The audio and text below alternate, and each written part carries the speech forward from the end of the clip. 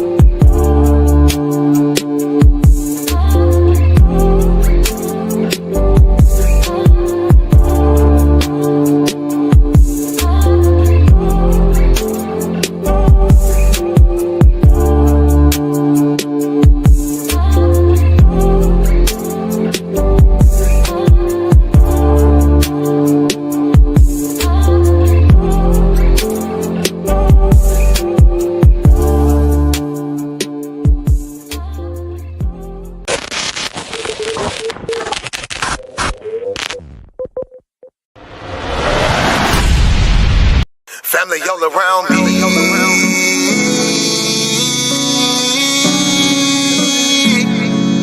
Family all around me. He my family, she my family. He my family, she my family. He my family, she my family. We are family. We might have the same last name, but that don't make you my family. I got some people with the same blood, and I know that they can't stand me. I got some people I call that ain't kin, that's gonna pull up and handle it. They take care of that business like family. We come from them trenches like family. They talking, you listen, that's family. They don't tell your business, that's family. They calling your phone, coming looking for you. They say that you missing, that's family. They don't need permission, that's family. When you hurt, they can feel it, that's family. Let them come while you're cheering, that's family. Let them come when you living, that's family. Family all around me.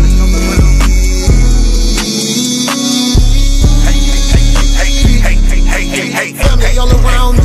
He my family, she my family. He my family, she my family. He my family, she my family. We are family all around me.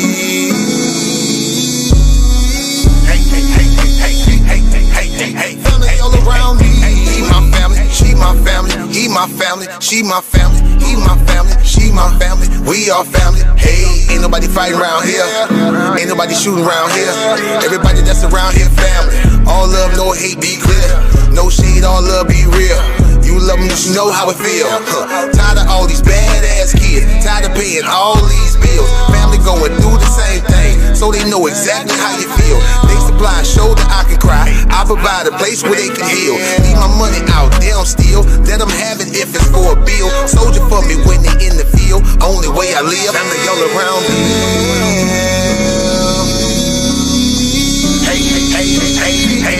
Hey, family all around me. He my family, she my family, he my family, she my family, he my family, she my family, we all family all around me.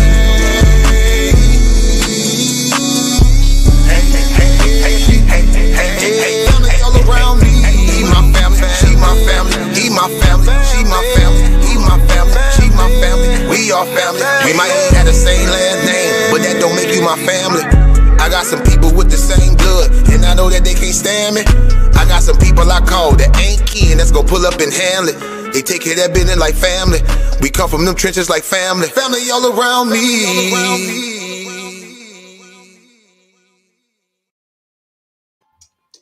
How y'all doing, family? This your brother K. Judah, God's brother Elder Barrel Walk and Elder Yashia.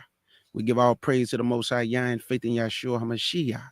To the Israelite family worldwide, we say peace and blessings. Hope y'all enjoy y'all Shabbat, family. Elder Yashia and Elder Barrel Walk got another great class for y'all. So make sure you get your Bibles, your pens, your papers, your calculators. How y'all doing this evening, my elders, my brothers? Shalom, everybody. I'm fine on my end. I'm sure Bear Wack is as well. Already. Already.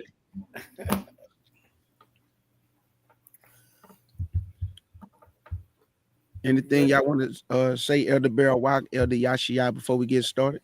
Yeah, I just open up as usual, giving glory to Yahweh, and definitely thanks once again for allowing us on the black platform of K. Judah. Thank him for everything he does.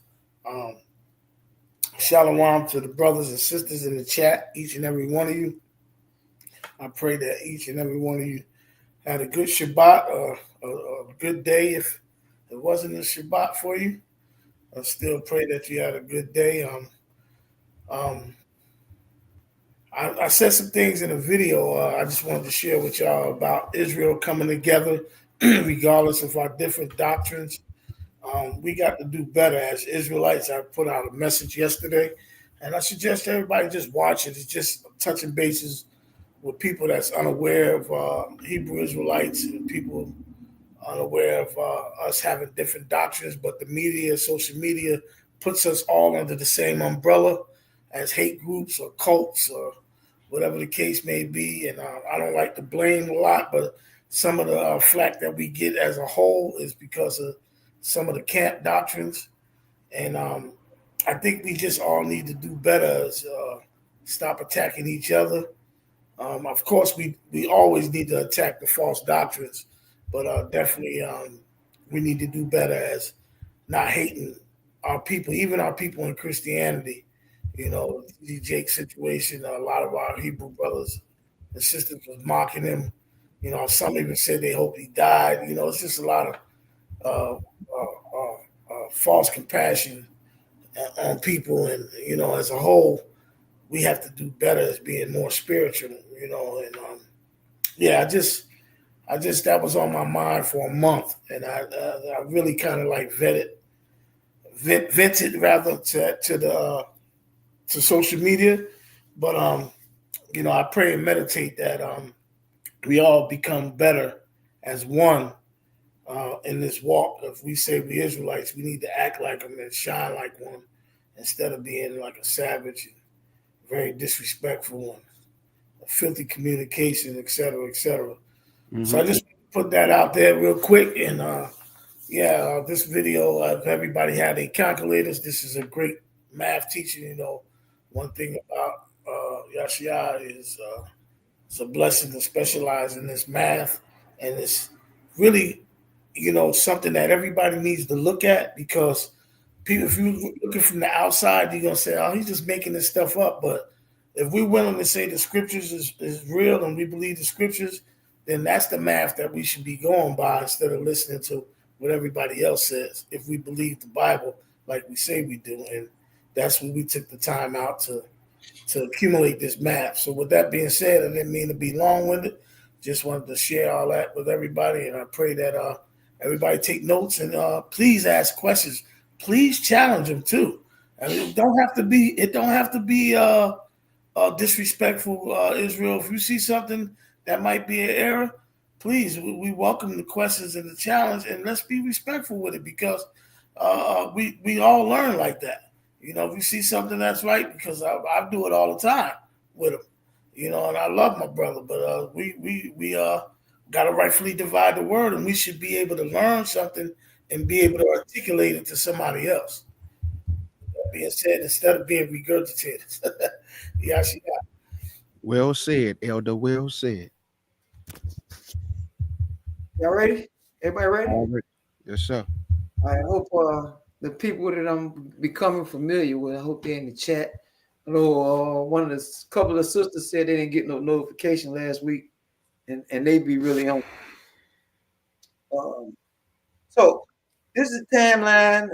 We extending from the beginning of creation, and this is based off of what we have in today's scriptures, the Bible. And so at the end of this, I want to see if y'all can see how this lines man's teaching, biblical teaching up, and you can show yourself through the scriptures yourself and see how this goes. We're going to start in 1 Kings chapter 6, verse 1. With the understanding, if we all recall, that we have realized we exited Egypt 2,453 years after creation. Everybody, please remember that number. If you need it again, put something in the chat and we'll get it to you. It's 2,453 years after creation, and I can show y'all that as quickly as you need it to be shown. But you start with you can go in Genesis 5 and line it up with all of the relevant dates when Sodom and Gomorrah was destroyed, when the year of the flood. It's a whole lot of things in there. All right. Can you read verse 1, brother? Absolutely. This is 1 Kings chapter 6 and verse 1.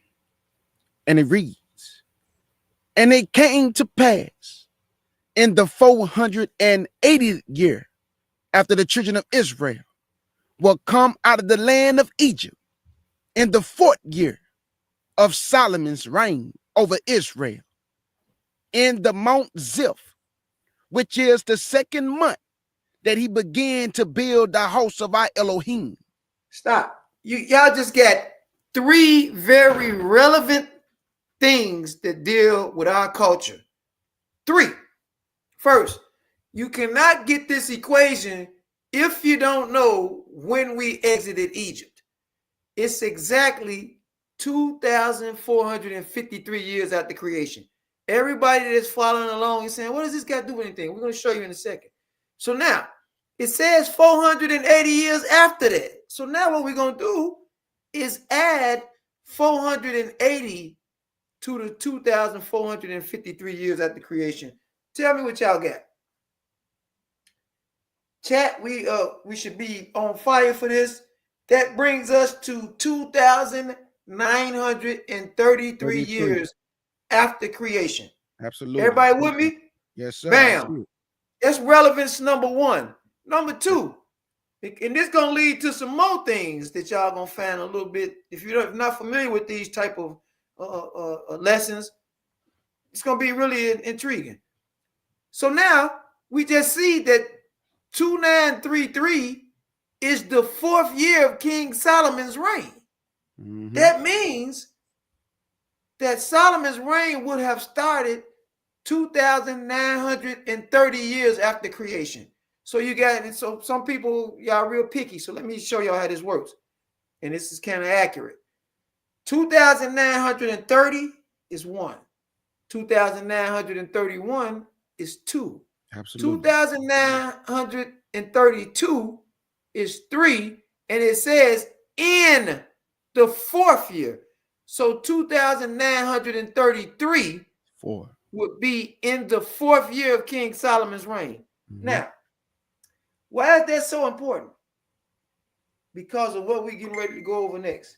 And you're going to be able to also tell some more important things, like when Yahweh's temple was built and so forth. These things should matter to even the average Israelite should care about these things, because we're reconnecting with our ancient culture, our ancient history, and we don't need these other people to tell us, this, that, and they're giving us all these dates and they're not making sense to us. Right here, we're utilizing our scriptures to reclaim our heritage.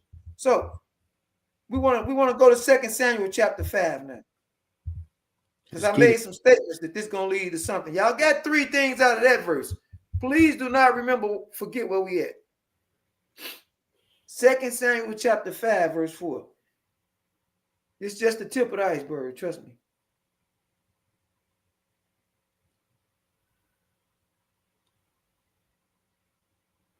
This is 2 Samuel chapter 5 and verse 4.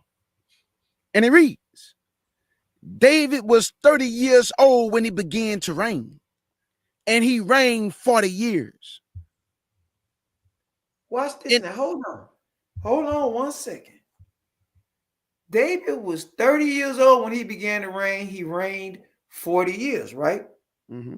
Now, what is the custom in Israel, except for a very few instances, when a king succeeds or is succeeded by his successor? Normally, after when the king dies in his reign, correct? Mm-hmm. Now watch this. Look at 1 Kings chapter 2, verse 10 and 12. Just get ready. I'm gonna tell you how old David was when he was 30, how old he was when was his date of birth, and what year he died. We got to get this first. Verse 10 and 12.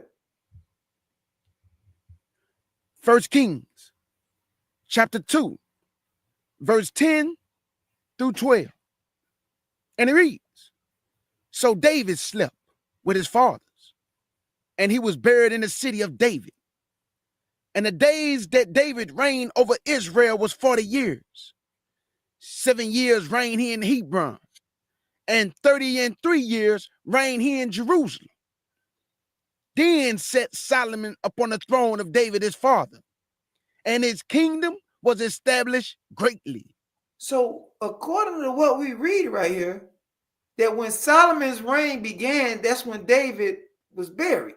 Solomon's reign began 2,930 years after creation. Can we agree on that? Absolutely. From what we've obtained through these scriptures, through these timelines thus far.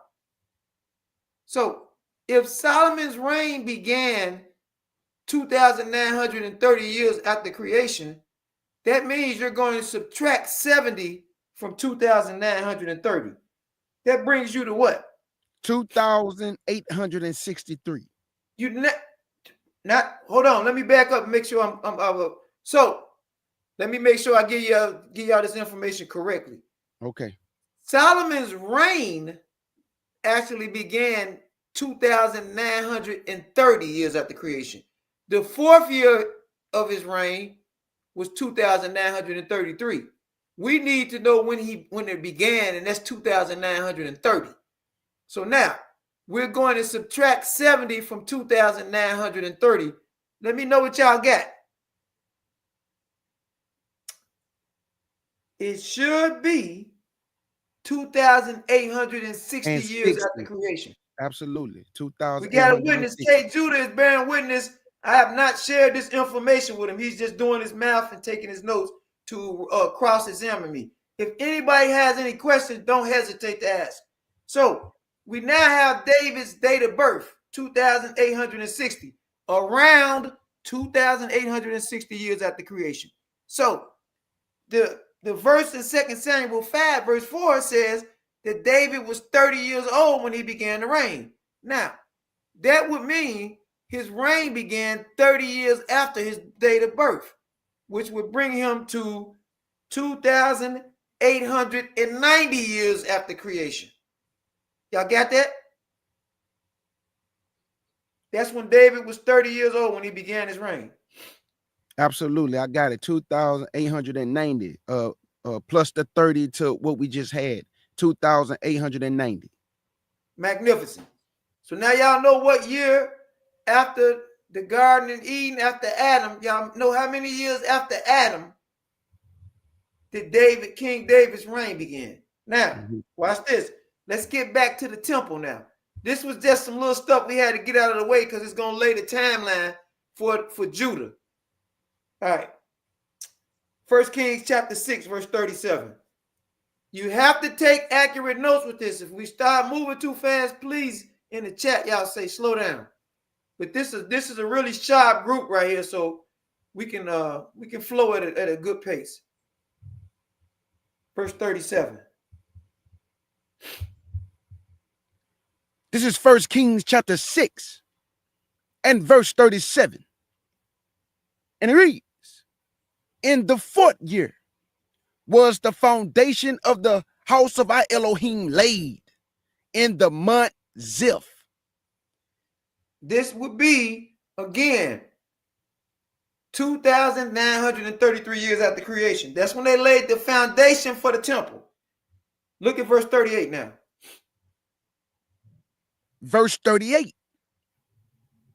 And in the 11th year, in the month Bull, which is the 8th month, was the house finished throughout all the points thereof, and according to all the fashion of it.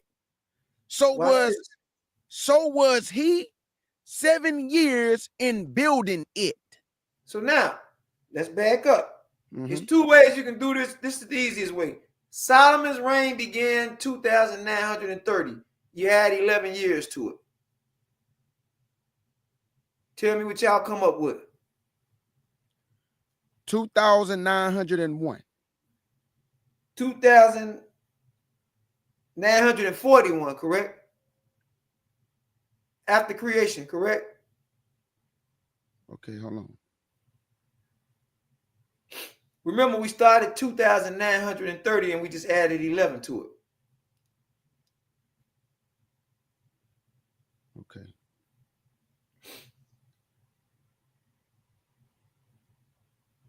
So 2,941. Absolutely. Now, y'all see this? Go to 1 Kings chapter 7, verse 1.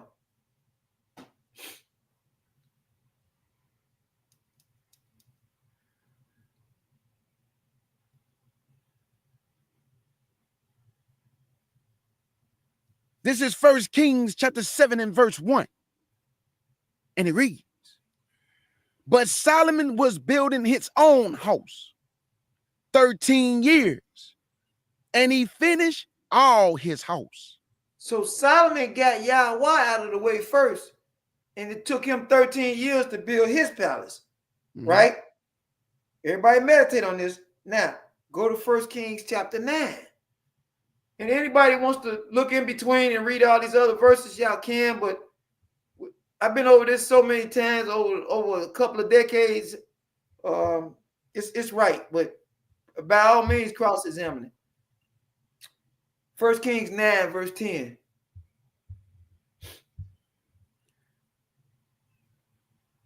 Can you raise it up just a little bit for me, Elder Barrowwalk? Yes, sir. Appreciate you. This is 1 Kings chapter 9 and verse 10. And it reads, and it came to pass at the end of 20 years, when Solomon had built the two houses, the house of our Elohim and the king's house. So the total, listen to this, everybody.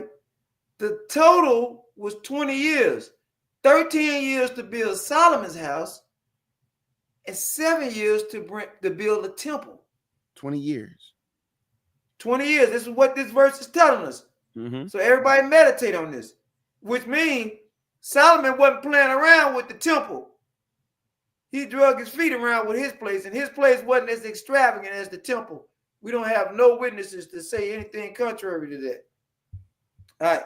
So the physical temple, for everybody that's taking note, was finished being built around, everybody might want to write this down, 2,941 years after Adam. After Adam walked was created in the garden. All right, y'all got this? Now, according to the 1 Kings 7:51, this is when the temple was dedicated. Watch this. But the actual ceremony, because I'm giving y'all all the tidbits. These are just little bitty tidbits before we start this timeline. The actual ceremony to the temple being built was about 11 months later. Remember, 1 Kings 6:38 said they was in the month Bull. But look at 1 Kings 8, verse 1 and 2.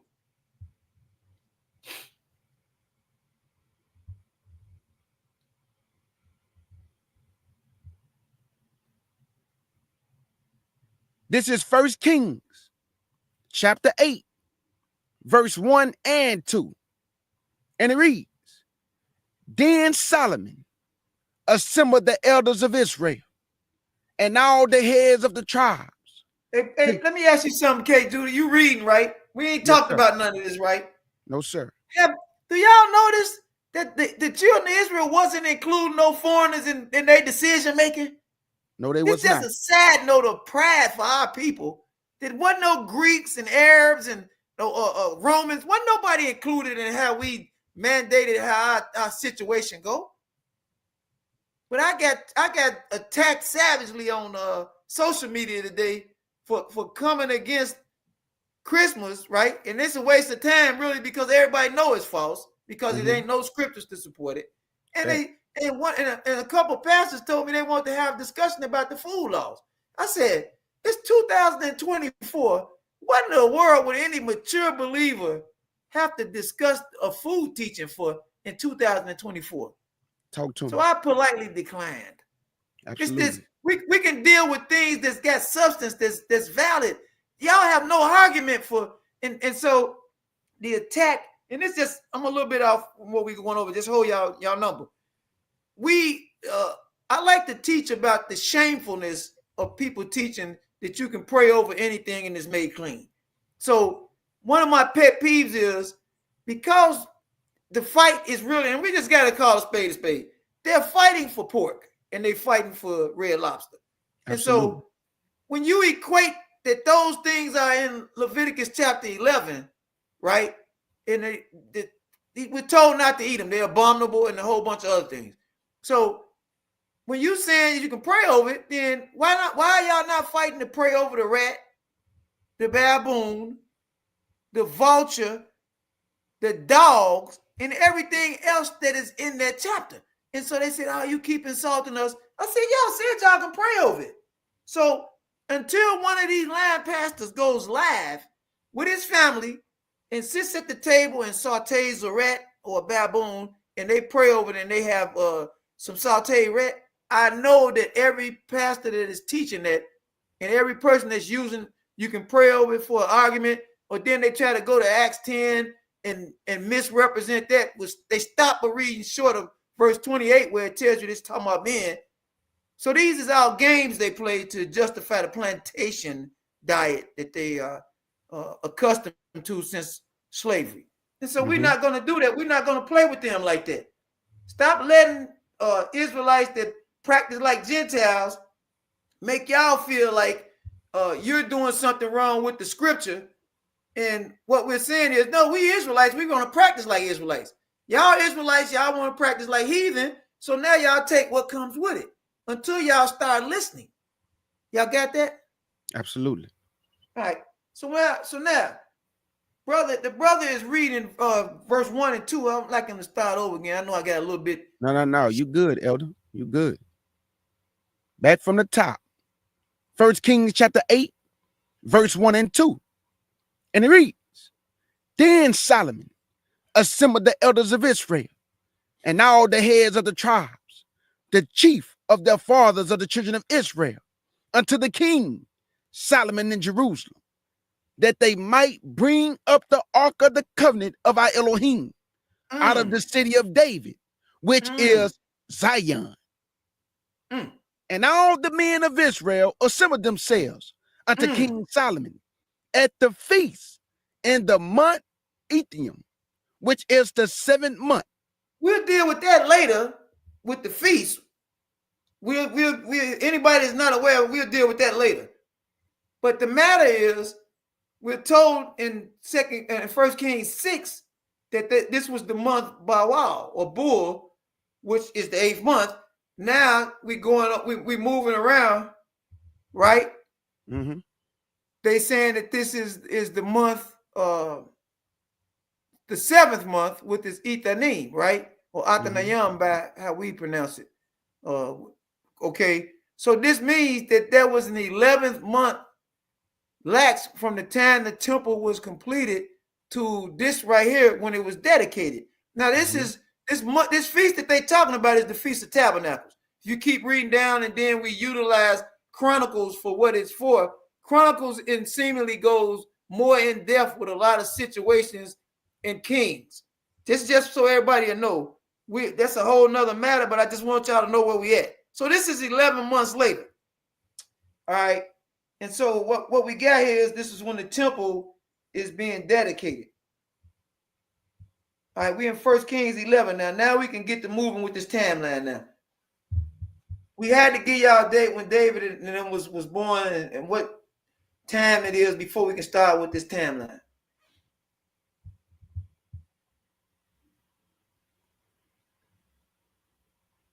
On verse 1?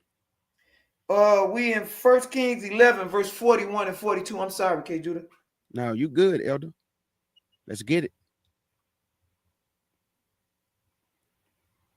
This is 1 Kings, chapter 11, verse 41 and 42. And it reads, and the rest of the acts of Solomon, and all that he did, and his wisdom, are they not written in the books of the acts of Solomon? And the time that Solomon reigned in Jerusalem over all Israel was 40 years. Now I want everybody to freeze for a second. So now y'all all should be able to tell me what year after creation this is, because y'all know when his reign started. If you're taking notes, his reign began 2,930 years after creation, right? This is 40 years later. 2,970 years after creation. Now, this is going to be real pivotal that we got this date, because now you're going to be able to tell when his son, who's going to be the next ruler of Israel, in fact, his son is the last person to rule over united Israel. Now it's getting ready to break off into two kingdoms. So we at right now 2,970 years after creation. Now we're going to go to 1 Kings 14 and get this thing jumping with Judah. Verse 21.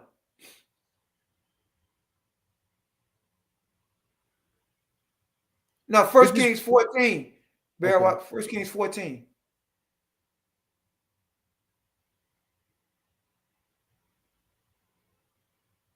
Verse 21.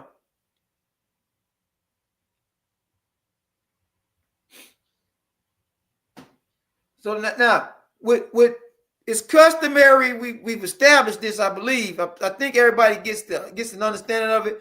When we get to a situation where it doesn't go from the king passing to his heir or who's going to take over next, succeeding to the throne, I point it out. But right here, Solomon had his 40-year reign. Bam. It just told you what happened with Solomon. His son is coming into play. We know that it's 2,970 years after creation. Watch how this play out. This is 1 Kings chapter 14, and verse 21. And it reads, and Rehoboam, the son of Solomon, reigned in Judah. And Rehoboam was 41 years old when he began to reign. And he reigned 17 years in Jerusalem, the city which our Elohim did choose out of all the tribes of Israel to put his name there. And his mother's name was Naamah, an Ammonitess. Now watch this. It's a couple of things going to come out of this verse. It says that Rehoboam, Solomon's son, Shalamah, his son, Rakabim, right? He's 41 years old when he began to reign. Immediately, because y'all, we got so many intelligent Israelites, I'm proud of y'all too. Immediately, you should say, wait a minute, if he's 41 years old, that means he was about a year old when Solomon's reign began. Oh, I can find out his birthday now, the year he was born. So write this down. Rehoboam born around 2,929 years after creation. Bam. All right. Y'all got that?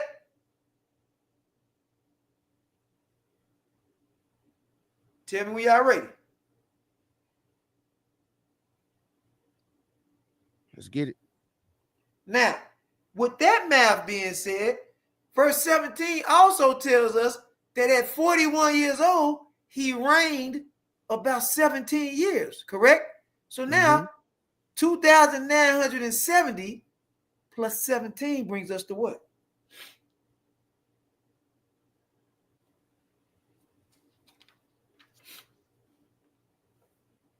2,987. Or is it 87? 87. Add it directly to that. Yeah, that's right. So it's 2,000, around 2,987 years after creation. Now I'm going to make a point when we get to the end of this teaching. That's why these dates got to be exact. Whatever y'all want to do afterwards, if y'all want to tinker with it, go ahead. But it's going to be a point that I'm going to make that lines this up with mankind's timeline that I think y'all going to find interesting. So now, the next place we're going is 1 Kings 15, verse 1 and 2.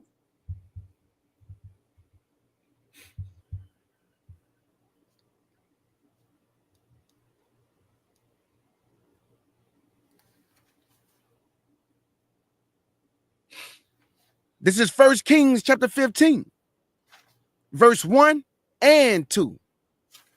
And it reads, now in the 18th year of the king Jeroboam, the son of Nebat, reigned Abijam over Judah. Now hold on a second. 1 second, bro. Let me interrupt. Absolutely. Now when y'all reading through the scriptures, I need y'all to learn how to differentiate exactly what's being said. Right here, we're dealing with two different kings over two different kingdoms. Jeroboam, and we'll be able to get his, we'll be able to go over them when we get to the kings of Israel. Right now, we focused on Judah. So what Jeroboam is it ain't got nothing to do with the line of Judah now because they separate. So we focusing on Abijam. So what is it saying about Abijam? Verse 2. 3 years reigned he in Jerusalem. And his mother's name was Maacah, the daughter of Absalom. All right, watch this. Now, hold on a second. So we're going to add 3 years to our total, right? 88, 89, 90. 2,990. We're at 2,990 years after creation. Absolutely. All right, the next place we're going to is verse 9 and 10 of the same chapter. This is, now, for everybody that's listening, we're going to the third king of Judah. Now, we can say, if anybody want to try to cross-examine this, just pay attention. I know what y'all, because y'all Israelites like to try to poke holes and stuff. You could say, well, David reigned over Judah first. That's true. Before he united, he had all 12 tribes. That is accurate. But David reigned over the entire situation in Israel. So did Solomon. So we're starting, for purposes of this count, we starting with when Judah was back reigning only solely with Judah, and that started with Rehoboam when the tribe split up. So let's not waste valuable time trying to dissect something before we get a grasp of what's being said. So Rehoboam is, we saying, is king number one of Israel since we was broken up into two kingdoms. He's over Judah. Bam. Abijam is number two. Asa is number three. Y'all got that? Mm-hmm. All right. Now let's deal with Asa now. Verse 9 and 10. Same chapter. 1 Kings 15, 9 and 10. And it reads, and in the 20th year of Jeroboam, king of Israel, reigned Asa over Judah. And 41 years reigned he in Jerusalem. And his mother's name was Maacah, the daughter of Abishalom. Notice how they keep the lineages. They know who the mother is. Notice this. We kept meticulous records before all the book burnings and all of that. The forced migrations, the slaveries. We kept meticulous records. We're an intelligent people. We're not no savages, as they try to portray us. But that's a whole nother issue. We're going to add 41 to 2,990. Now, you can be picky, people, but just please pay attention. Wait till we get to the end before y'all start assassinating us. So it's 2,990 plus 41. That's going to bring you to what? 3,031.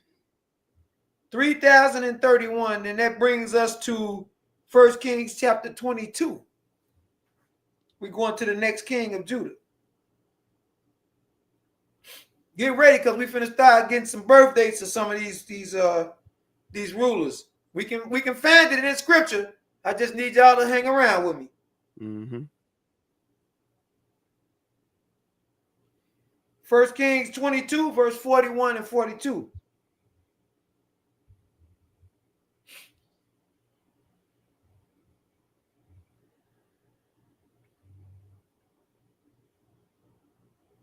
This is 1 Kings chapter 22 and verse 41 and 42. And it reads, and Jehoshaphat, the son of Asa, began to reign over Judah in the 4th year of Ahab, king of Israel. Stop. Hold on 1 second. Now, we're going to utilize that verse right there, the end of that verse, when we go to the kings of Israel. Now we'll be able to tell you when Ahab's reign started and back it up even further. That's just a side note so y'all learn how this goes. So we now know that Jehoshaphat began to reign around 3,031. What do the next verse say though? It's going to tell us a little bit more about Jehoshaphat. Verse 42, Jehoshaphat was 35 years old when he began to reign, and he reigned 25 years in Jerusalem, and his mother's name was Azabban, the daughter of Shiloh. Now, for everybody that's taking notes and that's trying to understand this and where it's leading to, we know that he began to reign in 3031, correct? Absolutely. So it says that he was how old in 3031? 35 years old, right? 35 years old. So now, all you brilliant Israelites, I'm proud of y'all. You're going to subtract 35 from 3031, and we're going to get a roundabout date of when Jehoshaphat was born. 2,996. 2,996 years after creation, Jehoshaphat is born, right? And again, Absolutely. people going to say, well, what does this got to do with salvation? Well, look, we don't supposed to be dumb about our culture. Absolutely. This is reconnecting us to our culture. And so, we spoke about this in depth, that we got a lot of these type of timeline teachers, and people been mentioning that they want to hear it. So that's why we're here. That's why we're here. This is our culture. We have a right to be able to say these things and know about our people, particularly our rulers. So we know that he was born 2,996 years after creation. But let's take this back now to when his reign began, when he's 35. So it says he reigned 25 years. So what you're going to do, his reign began 3,031 years after creation, plus 25. Tell me what y'all got.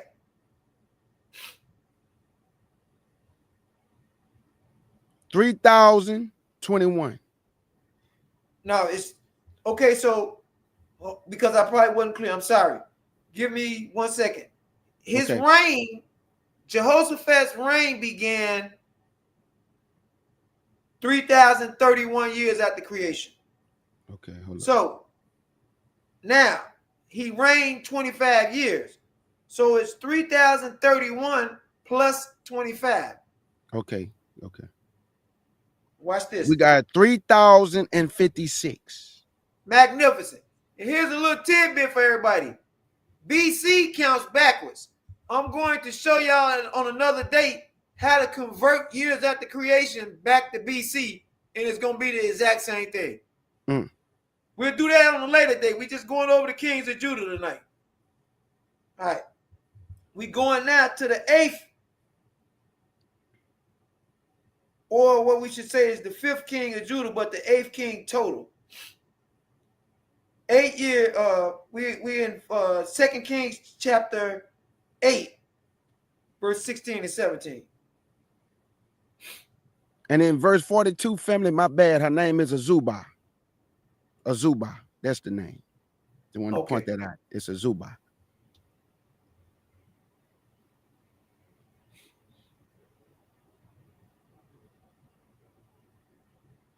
Thank you, Sister Sagala, for putting the information in the chat. Please, family, take these notes. Oh, I might have did a typo. That might have been my. That's probably my fault. Should be 2,996.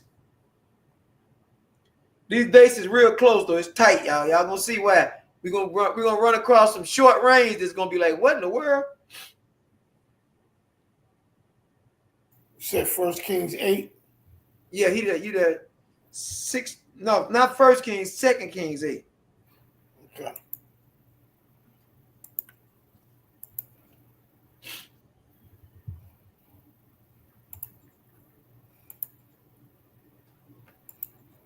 Verse 16 and 17.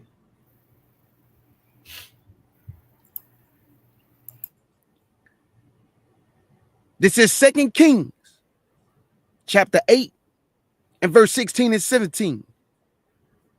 And it reads, and in the 5th year of Joram, the son of Ahab, king of Israel, Jehoshaphat, being then king of Judah, Jehoram, the son of Jehoshaphat, king of Judah, began to reign. 32 years old was he when he began to reign, and he reigned 8 years in Jerusalem.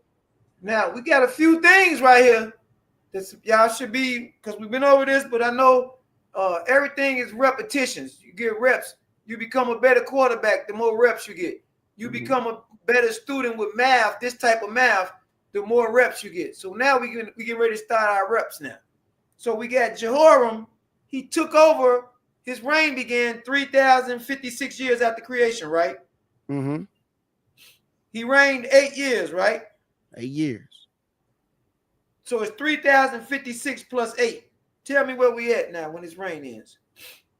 We at 3,064. Magnificent. Now, I want everybody to pay attention to something though, because y'all gonna run across this. Some of these kings in Israel and Judah seemingly have the same names. So pay close attention to who you're reading on. If anybody got a question about Joram and Jehoram, sometimes it's spelled the same, right? If anybody got a question, thank you, Sagala. You're doing a magnificent job. We all appreciate you. Absolutely. We got a teaching out called the Jehoram-Joram controversy. It's not really a controversy. It just takes for us to, when we read, slow down and make sure we looking at everything the right way, because some of the names are so similar. All right, so now watch this. So we now know when Jehoram reign begins and ends, and we know what age he was when he started his reign, right? Absolutely. In 3056. He was approximately 32 years old, right? 32 years old. So we're now going to subtract 32 from 3056 and tell you an roundabout date when Jehoram was born. Let me know what y'all come up with. Hold on. We're gonna subtract it from the 3064, or because you remember we added the +8. No, the +8 ain't got nothing to do with it. So okay. So watch this. Hold Gotcha. on. So let me make sure I'm clear so everybody that's listening, because I won't confuse y'all. Okay. 3056, he was 32 years old. Mm-hmm. So now we know that all we got to do to get his year of birth is subtract 32 from that year, or 3056. Gotcha. Okay, gotcha.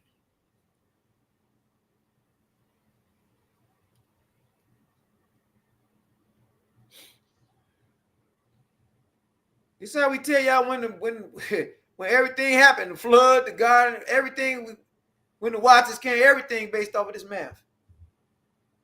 According to all the manuscripts that we have, it's been released to us. If they got something else, I don't know. We ain't seen it yet. So hold on. Say that one more time. So we subtracting what from the 3056? So when you get right here, let me see. In verse 17, it says, okay. 32 years old. Okay. 30 and 2 years old was he when he began to reign. Gotcha. So his reign began in 3056. 56 years after creation. So you're going to subtract 32 from that number. Gotcha. We had 3024. That's the year Jehoram was born. It's getting ready to get fun now, because y'all finna have some wicked stuff going on. As always with us. All right, we're in King number 9 now. Watch this. We're going to 2 Kings chapter 8, verse 25 and 26. Take y'all time. If I start moving too fast, just tell me. I know sometimes I get excited because I want y'all to see stuff. Anybody has any questions, do not hesitate to hit them up. Okay, do them if they're gonna let me know, because I'm only looking at a big screen now. We don't gotta wait to the end and all. We don't. That ain't how I operate.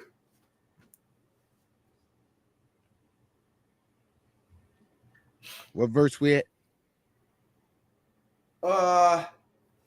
2 Kings 8, 25 and 26. Okay. Can you move it up for me, Elder Barrel? Wow.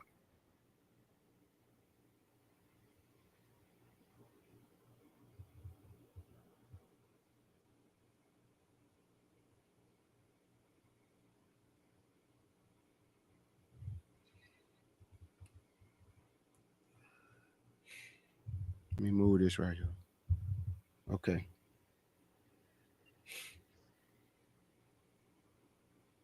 Hey, what verse you said? 25 and 26. Okay, gotcha. 2 Kings chapter 8, verse 25 and 26. Excuse me. And it reads, in the 12th year of Joram, the son of Ahab, king of Israel, did Uzziah, the son of Jehoram, king of Judah, began to reign. 22 years old was Ahazah when he began to reign, and he reigned 1 year in Jerusalem. And his mother's name was Athaliah, the daughter of Omri, king of Israel. Now let me explain a little bit now, because now y'all we entering into some very wicked times in our people's history. First, I'm sure, because this is one of the really smart groups. Y'all really studying. I like that about this group, K. Judah's platform. I'm sure that if you don't know, I'm going to mention it. So if you do know, don't feel insulted. It's times, it's part of our culture that sometimes when father is mentioned, it doesn't have to be your direct father. It could be speaking of your grandfather or somebody in the land of the male over your household. And so Athaliah is not the daughter of Omri. She's his granddaughter. We got a teaching on that in the library. It's not that serious. She is actually, and everybody, so y'all need to write this down. She is actually the daughter of Ahab and Jezebel. And so y'all getting ready to see her work in a few minutes. So she comes from the king of Israel, and she married the king of Judah. Mm-hmm. This is real interesting because when she gonna do some stuff that's so wicked, I don't even know if y'all know how y'all gonna even cut. It's just too wicked. So we had to get that out, but now let's continue with this timeline. So Ahijah reigned 1 year, right? 1 year. He took over 3,064 years after creation, and the scriptures tell us that he reigned 1 year. So that would be what? 3,000. Hold on. Go ahead. That would be 3,065, right? 1 year, right? So now it says that he was 22 years old when his reign began in 3,064. So to get the birth dates, y'all just need to know when the reign began when it tells you the age of the person that stepped up and took the throne. So he's 22. You're going to subtract 22 from 3,064. Tell me what y'all got. 3,042. Magnificent. Now, so we now got the year his reign started, how long it lasted, and the year he was born. Now we're getting ready to get into some really despicable actions that y'all should know. If y'all don't know, we finna cover it now. Number 10. 2 Kings chapter 11, verse 1 through 4, and verse 21. Oh my goodness.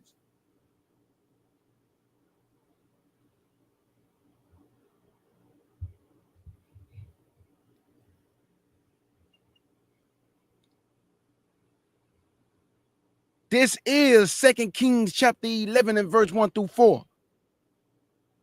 And it reads, and when Athaliah, the mother of Hazael, saw that her son was dead, she arose and destroyed all the seed royal. But Jehoshaphat, the daughter of King Joram, sister of Ahaziah, took Joash, the son of Ahaziah, and stole him from among the king's sons. Hold on 1 second, K-Dude, because I don't want to lose nobody. Mm-hmm. Y'all need to understand when y'all are reading this that Athaliah was Ahaziah's mother. She was married to his father, who was the previous king, who was Jehoram. Remember, some of these kings, Israel and Judah, got the same kings. They was reigning around the same time. We're focusing on Judah now. She comes over. Her father is like the super wicked over on it. He's the king of Israel. Ahab, y'all, he's super wicked. Y'all know that though. Facts. So watch this now. So we are now on the same page. Come on. And remember what Elder Yashia just said. She's married to a king from Judah, not a king from Israel. So just want to point that out. I'm in the middle of verse 2. Joash, the son of Hazael, and stole him from among the king's sons, which were slain. And they hid him, even him and his nurse, in the bedchamber from Athaliah, so that he was not slain. And he was her hid in the house of our Elohim 6 years. And Athaliah did reign over the land. Pay attention. 6 years she did it. This is a false coup right here. A lot of people may not have known. Hopefully we did. If we didn't, it's no biggie. We learning it now, right? That it was a woman that reigned over Israel, over the kingdom of Judah. It was a woman reigning. It was a false coup, though. Watch this. And the 7th year, Jehoiada sent and fetched the rulers over hundreds with the captains and the guard, and brought them to him into the house of our Elohim, and made a covenant with them, and took an oath of them in the house of our Elohim, and showed them the king's son. Stop. Now, as we dig deeper into this teaching, I don't want to run across nothing that's real pertinent to our culture and history. Y'all are going to see what some people say are contradictions in the word. This is one of the ways right here, what I'm about to share with y'all, that you can see that it's not contradictions in the Hebrew, right? Not the original Hebrew. Remember what I just said. And so he is going to begin his reign, right? He's going to begin his reign, and he's going to be young. And so do y'all think he was making the decisions? So it's going to tell you that you're going to get some conflicting dates in scripture with kings when they was reigning and stuff. It's a teaching here that's going to tell us that whenever a king takes over for whatever reason and he's not of age, that the ruling or the reigning high priest is going to act as his overseer, right? Until he becomes old enough to take over the throne. This is in our history. I'm not making this up. We got a video on it. I just want to share that with y'all since we ran across it. All right, go down to verse 21 now. Did you finish verse 4, bro? Yeah, you did. Go to verse 21. Absolutely. Please take notes of everything I'm saying. Y'all gonna find out I've been telling y'all the truth about everything. Come on.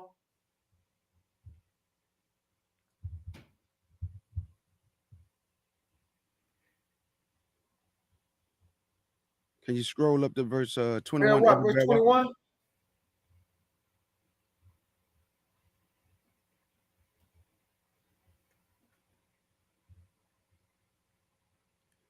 Same chapter, 2 Kings chapter 11 and verse 21.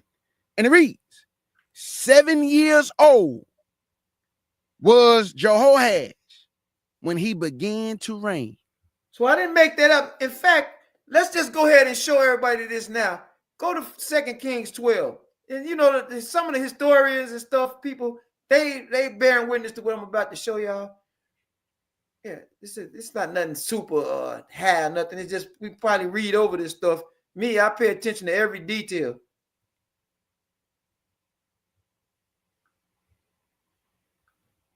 Verse 1 down, 1 and 2. 2 Kings chapter 12, verse 1 and 2.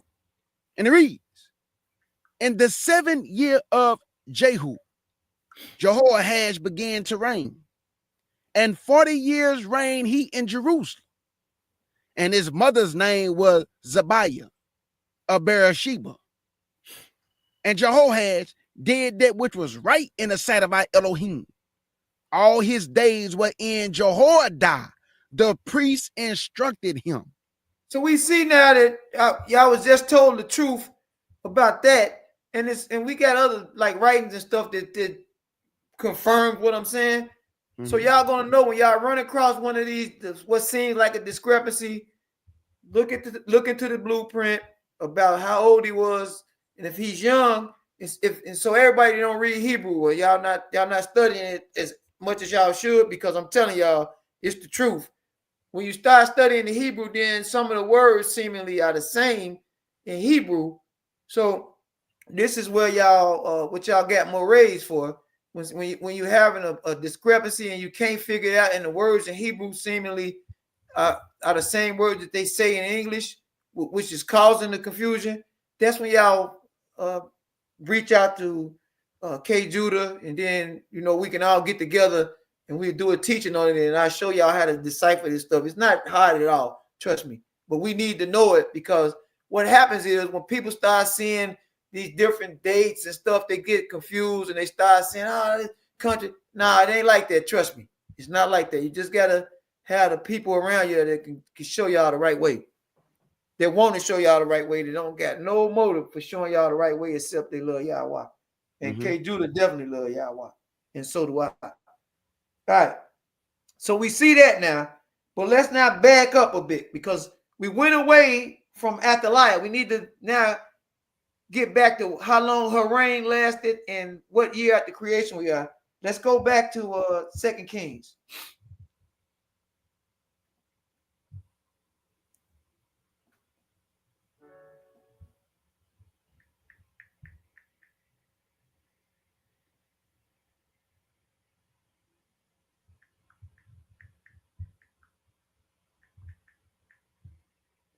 What verse we at, Elder Yashia? Verse 3, I believe, is when he said how long she reigned. Okay. Okay.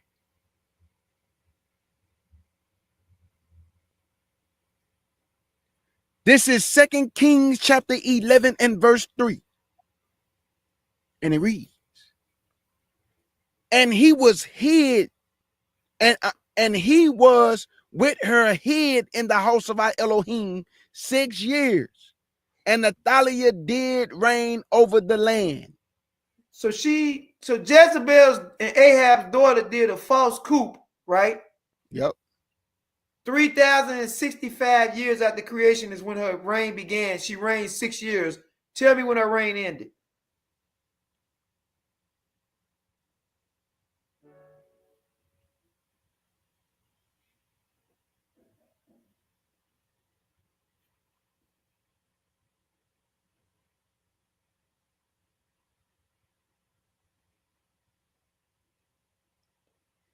That seems like a typo. It should be, so you're going to add 6 years to 3,065. It should be 3,071 years after creation. 3,071. Good. I'm hoping that everybody else sees that. You just add 6 years to when her reign started. So when it's going to be start getting a little more difficult in a second. All right. We're now going to the 11th ruler. Go to 2 Kings. Well, we just actually covered it. We went to Joash, right? He began his reign 3,071 years after creation, correct? Yes, sir. All right. And so now he reigned 40 years. Give me the math on when his reign ended. Then we'll go back and get his birthday. Let's deal with one thing at a time. I don't want to confuse y'all, and I sometimes get to doing too much with this math. Sorry. No, you good. So say what you just said again, Elder. My mind racing. So it's his this can get you excited right here, this math. It really can. Already. We like math. Israelites love math. We love being smart. That's a good thing y'all got. So 3,071 is when Joash's reign began, and he reigned 40 years. Okay. But so you want when it ended, right?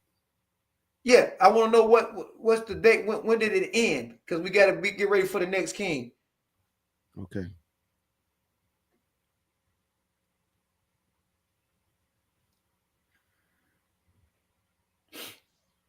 That means we'll have to subtract it if you want to know when it ended, right? Or add it. No, right now you add it. We want to add 40 to 3,071. Okay.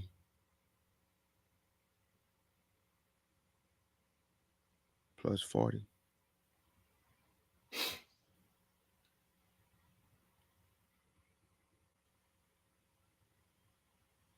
Oh, this ain't right. Let me see.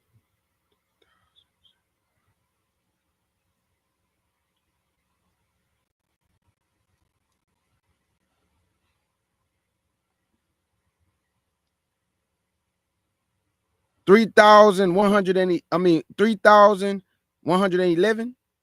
Magnificent. Yeah. Now, let's go back. We want to put out this little piece, this tidbit to everybody that's listening. We study all throughout the week. Anybody interested in studying or going over stuff, just let K. Judah know, and we'll make that happen too. So now we know that his reign began 3,071 years after creation, right? Mm-hmm. He was 7 years old, right? 7 years old.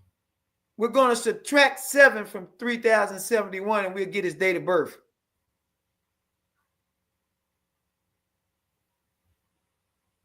I should say year of birth. 3064. Wonderful. All right, let's go to the next king. 2 Kings chapter 14. Elder Yah, can I say this? Yes, you can. Family, Elder Yashiyah, when we breaking down the mouth, we always got to start when they reign, like when they started to reign, and we take their age, and that's what you subtract to that. And that's how you keep getting the times they was born. Good. Because I learned this from the other lesson he did, that we're gonna always take the age that they was when they began to reign, and we subtract that to the time they started to reign from that age, and that's how you'll get when they was born. So I just wanted to put that out there. Wonderful. We all on the same page now. These formulas is we just got to remember certain little things, and then it'll flow. Then right. Repetitions make perfection. All right. So by my count, we with the next king, which is Amaziah, and that's in 2 Kings 14, verse 1 and 2. Somebody got a question for you too, Elder Yashiyah. If you want to answer this now, or you want me to read, it's up to you. I put it on the screen right here. The African Arabic Holy Quran is 900 years before the. I know that they said it is 6. The revelation he's supposed to have gotten began around 632 AD. So, that's after the scriptures was the Quran itself. The Quran itself is after 90 AD of Revelation, so it cannot be 900 years before Revelations at all. No, he's saying it's before the 1611 Greek Latin white man's Bible, right? Well, they white men too. Yeah, and with all due respect, the 1611 is just the translation. That's what that is. That's the year of the translation. So for him to say 900 years before, that would be still way off. So we're gonna keep. That's go ahead and teach Yashia. I'll get him the information. Okay, yeah, because you probably need to know this. The Quran, by our standards, what the scriptures rely on is relatively new. It's a new teaching. It's not an ancient. They don't have no ancient manuscripts that predate no BC manuscripts or nothing. Our oldest manuscripts that we have, when we talk about this manuscript that they released to the public, is they well over 700 years before the Quran. Some of them are more than 700 years before the Quran. Some of them is in ancient Hebrew. So it's the Quran is really that's like a new teaching to us. It's like Barry White said, that we're not worried about no translation because they got everything in Hebrew that we need, basically. So it's much older than the writing of the Quran. And just for so we can throw this out there so everybody can catch it, Arabic is the newest language over in that part of the world. Out of all of those older Shemitic languages, it's the newest one. So now where we on? Amaziah, right? Amaziah. 2 Kings 14, verse 1 and 2. This is 2 Kings chapter 14, verse 1 and 2.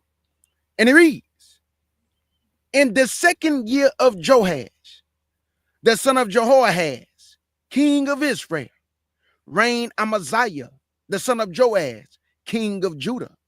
Watch this. He was 25 years old when he began to reign. And he reigned 29 years in Jerusalem. And his mother's name was Jehoadan of Jerusalem. Now, Real quick, I want y'all to see again because I want y'all to see how to make the differentiation between the kings. So Joash, son of Jehoash, king of Israel, right? That's just helping with another timeline. That ain't got nothing to do with Judah. We focusing on Amaziah right now. He's the son of Joash, king of Judah. Do y'all see how they got similar names? Similar This names. is what I'm telling y'all, Yep. so y'all don't get confused. Similar names. This is what I want everybody to see. We're going to focus on Judah. We focus on Judah. So his reign, Amaziah's reign, because his father's name is Joash, his reign began 3,111 years after creation, right? Yep. It says he reigned 29 years, according to the scriptures that we reading before us, right? Mm-hmm. So tell me when his reign ended. There would be 29 plus 3,111. Then we're going to come back and give you his birth date. Or year of birth, I should say.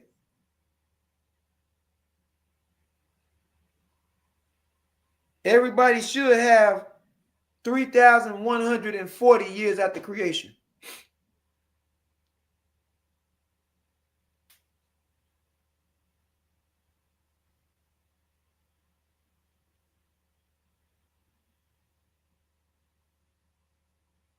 Let me know what y'all see.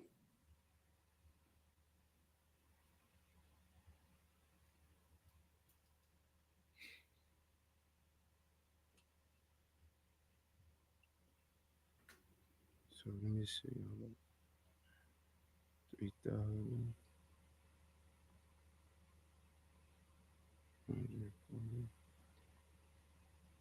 plus.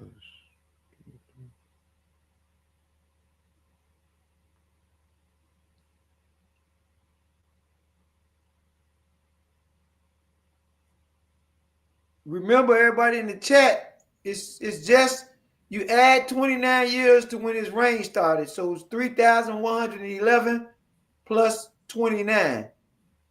That brings you to 3,140. Yes, Right, 3,140. I got it. All right. Now, let's go back to when his reign began. He was 25 years old. So now you're going to subtract 25 from 3,111, and you'll be able to come up with his year of birth. 3,086. Magnificent. Let's go on to the next king. And remember, we're going to Azariah, who's got two different names. I don't know why that shocks none of us with all the names. We got names, nicknames, and middle name, what my mama called me, what my grandmama, what the teachers. We got all these names, but everybody can't understand why they got more than one name. All right. It's a long reign right here. His reign begins 3,140 years after creation. 2 Kings 15, verse 1 and 2. I want to say something that might help too. Just no disrespect to the brother, just how we just respectfully disagree. The Quran was 600 years after the New Testament. The Quran was written. Revelation ended around about 90 A.D. Now, it's funny that he talked about that, right? Because I never heard of the African Arabic Holy Quran, but I do know that the original Quran, period, is 600 years after the New Testament. And we know that Revelations was 90 AD. Now, this subject and topic of what we're talking about, Yashia didn't mention, but he knows this is a major factor. This is why it's good to know timelines, because when somebody says something that's in error, because we don't just use the Kings for timeline, we use the whole Bible. So when someone comes up with a timeline or whatever, we have to be careful of knowing these timelines so we can find error if somebody's coming against something that we're teaching as far as the Hebrew Israelites and what we're teaching to learn. So the timelines are important for people coming and saying different things that might be inaccurate. So that, with all due respect, our writings are more ancient than the Quran, not disrespecting the Quran, but we're 600 years way ahead. And like I said, and that's a historical fact. Every consensus and the scholars will tell you that. I just wanted to put that out there. Actually, if we want to be more precise, we're around 542 years, depending on when you're saying that the revelation began, because they saying that it started in 610 AD and then he died in 632 AD, something like that. And so that's around 542 years after the New Testament was done. We're not going. The Torah is over 2,000 years before the Quran. So it's So it took him around an average of 22 to 23 years for it to be revealed to him. Prophet Muhammad. Yeah. All right. There's that. All right. So we now, so we don't get sidetracked. We're in 2 Kings 15, verse 1 and 2.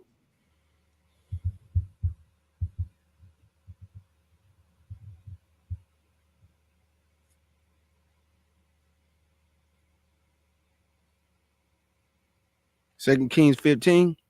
Yeah, verse 1 and 2, waiting on Bear Wack to get us there. And I just want to say, family, that the elders allow the questions to come while they teaching. So if anybody have a question, Elder Yashia and Elder Bear Wack don't mind the questions coming as they teaching. So if anybody have a question, I'm letting y'all know the elders don't mind. Yeah. We don't want to sidetrack nobody. If y'all can keep it to what we're going over, but if somebody want to make a point, I mean, actually, we don't man whatever the question is, but we want to try to keep it to this because hopefully we got everybody's attention with this, and so it'll teach us about these timelines and how if somebody say something that's not accurate, then you can go to refer to the timelines. I can tell you when Ishmael was born in Scripture. How many years after creation? All of that. We got all that. Yeah. And I show y'all how to obtain it as well. It's simple. Arca, you're right. You're right, my sister. That's why Elder Yashia said, can we keep it to what he's teaching? Because if the guy keep asking about the Quran, it's taking Yashia away from this subject matter. So, brother, if you can, just either wait to the end with the Quran questions, but the elder trying to teach the brothers and sisters about the timeline of the kings of Judah. So my sister is correct. If you can just keep it to this subject, and if you don't understand it, just let the elders teach. Because if you keep asking Quran questions, then it's going to take the elder away from where he going with this subject matter. So if you can just hold those Quran questions to the end, if you don't mind. Go ahead, Elder Yashia. We're in verse 1 and 2 now. Already. This is 2 Kings chapter 15, verse 1 and 2. And it reads, in the 27th year of Jeroboam, king of Israel, began Azariah, son of Amaziah, king of Judah, to reign. Hold on a second now, because I want to immediately clarify this. And this is good. This is great right here. This is how y'all utilize these timelines so it don't be no confusion. Mm-hmm. This is not Jeroboam that is the first king of Israel after we had the split. This is Jeroboam II. That's a long time ago. And we can give you the exact math on it, but I'm sure now y'all can see that Jeroboam reigned around the time of Solomon's son, which was 2,970 years after creation to 2,987 years after creation. So now we're all the way at 3,140 years after creation. And y'all know, everybody that's listening, people wasn't living past 120 years around the time Moses was born. So once Moses got born, you notice people stopped living a long time. You might see, you seen one number, I think it said 130 years, but then we looked at it in Hebrew and we said, oh, wait a minute, it's not 130 years. So we discovered that. But so this is now Jeroboam II, just so everybody can know. And this is what these timelines help for, stuff like this. Come on. Verse 2. 16 years old was he when he began to reign, and he reigned 52 years in Jerusalem, and his mother's name was Jehoiakim of Jerusalem. Now stop. So we know we started this dance at approximately 3,140 years after creation. We're going to add 52 years of that. Tell me where we at, Israel. Turn up, Israel. So you want us to do it to the 3,086 or the other one? Oh no, we passed that. Now we at his reign. It says he reigned 52 years. Okay. 52 years would be from 3,140. Got you. You sure right. I got you. I got you. No, that's fine. 140 plus 52. We at 3,000. We're at 3,192. Magnificent. Now let's go back and look, because there's a few things I want to show y'all about Azariah, so everybody will be on the same page. Oh, I love this boy. Let's go back and get when he was born first, and then we're going to show y'all that he got multiple names. So if he was 16 years old when his reign began in 3,140 years after creation, tell me what's 3,140 minus 16, and you will have his year of birth. 3,124. Wonderful. Now that we done move with that, and you know what I noticed now, Israel? I'm proud of y'all. After y'all had got a few reps with learning how to obtain the year of birth, now it's getting easier for y'all now. So imagine if y'all practice this timeline and y'all will be able to extend it. You'll be able to tell you what year we in is after creation right now today. Then I can take y'all and show y'all some more formulas, because it's different dates depending on which calendar you're using. But we got time. We ain't going nowhere. I got a whole crate. I told K. Judah, I told him the other day, we got a whole crate. We got teachings. If we just go on Saturday, I'm looking at one of the crates I got. I can teach y'all on Saturday about 7 to 8 years just worth of those, that one crate right there. And I got probably 25 crates of teachings. So don't worry, we ain't going nowhere. The thing is to try to get this information out, let everybody cross-examine it, so this stuff don't just be sitting in the crate and me acting like I know something. It's for the people, not me. He didn't show me. I'm good. Watch this. So we got the birth date. We got the reign. Now remember, when we pick back up with the timeline, we in 3,192. But right now, go to 2 Chronicles 26, verse 1. If you're not proficient with Hebrew, please start studying it. It makes a world of difference in everything.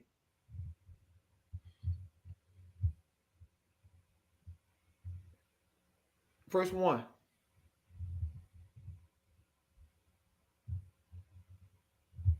This is 2 Chronicles chapter 26 and verse 1. And it reads, Then all the people of Judah took Uzziah, who was 16 years old, and made him king in the room of his father. Oh, hold on. Bear walk, hold on. You're scrolling down, bro. We can't see. Back to verse 1. I'm sorry, the button got stuck sometimes to do that. My bad. You good. Yeah, you good. Start over, please.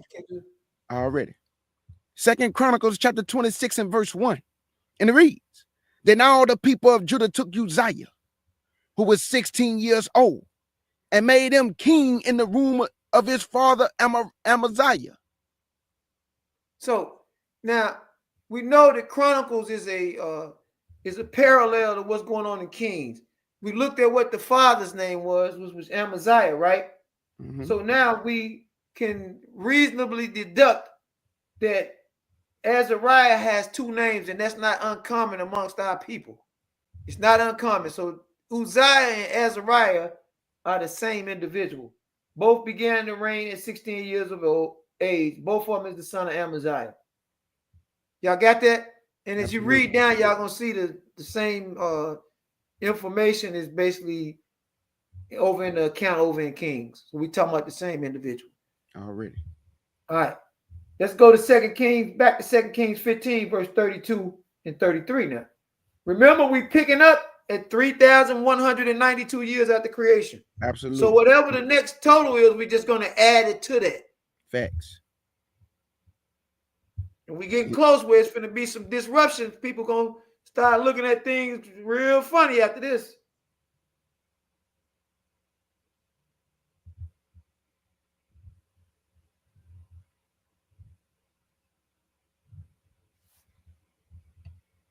Repeat that again out. 2 Kings 15, 32, and 33.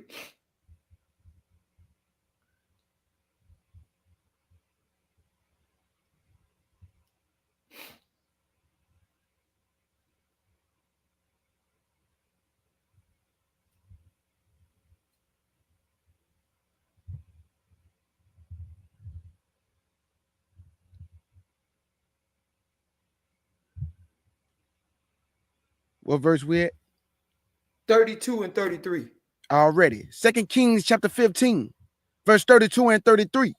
And it reads, in the second year of Pekah, the son of Ramaliel, king of Israel, began Jotham, the son of Uzziah, king of Judah, to reign. Now, I know I've said this a few times, but I got to remember repetition is important when we try to understand these scriptures. So you see that Pekah, the son of Ramaliah, king of Israel, that has got nothing to do with this timeline. We're dealing with Jotham, the son of Uzziah, who we just found out is Azariah. We're dealing with him. Facts. So let's focus on Judah. Everybody remember, this is about Judah. We're going to do Israel a little later. Yeah, thank you for pointing that out, Elder. Appreciate that. Yeah. Verse 33. 25 years old was he when he began to reign. And he reigned 16 years in Jerusalem. And his mother's name was Jerusha, the daughter of Zadok. Right. Good.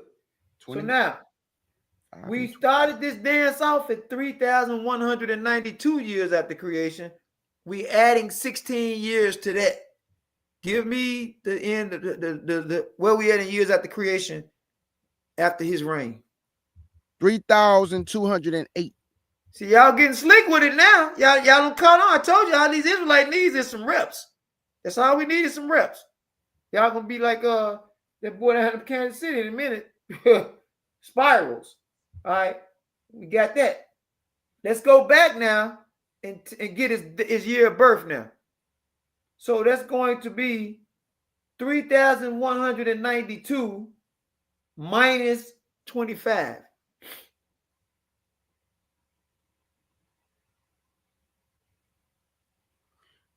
$3,167.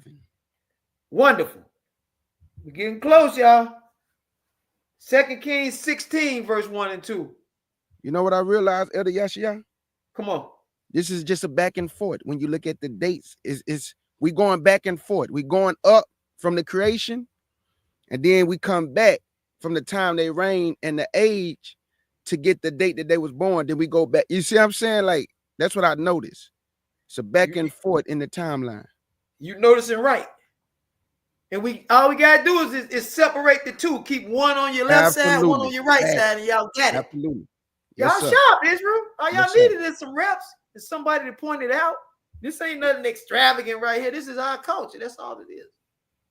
This is what we do. Okay, we're at verse 1. Yeah, verse 1 and 2. Gotcha. Extravagant is gonna be what y'all get when we bring it up to modern times. That's what y'all, it's gonna be extravagant. Come on. This is 2 Kings chapter 16, verse 1 and 2. And it reads, in the 17th year of Pekah, the son of Ramaliah, Ahaz, the son of Jotham, king of Judah, began to reign. Y'all notice, remember we already said we ain't gonna deal with Israel. We're gonna do a teaching on Israel at a later date, the northern tribes. We focused on Judah. Notice how the sons keep taking over for the father. Everybody, I hope y'all see that. Because now, in a few short transfers of power, it's gonna be as is customary with us, some backstabbing going on. And that little chain of how they've been doing it ain't going to be going on. So now, what's the issue in verse 2 now? We need to figure this out so we can figure out where we're at in this timeline. Come on. Yes, sir. Verse 2. 20 years old was Ahaz when he began to reign. And he reigned 16 years in Jerusalem. And he did that which was right in the sight of our Elohim, his power, like David, his father. Good. Now watch this.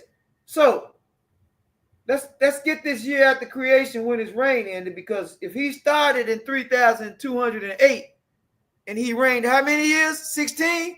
16. Where we at?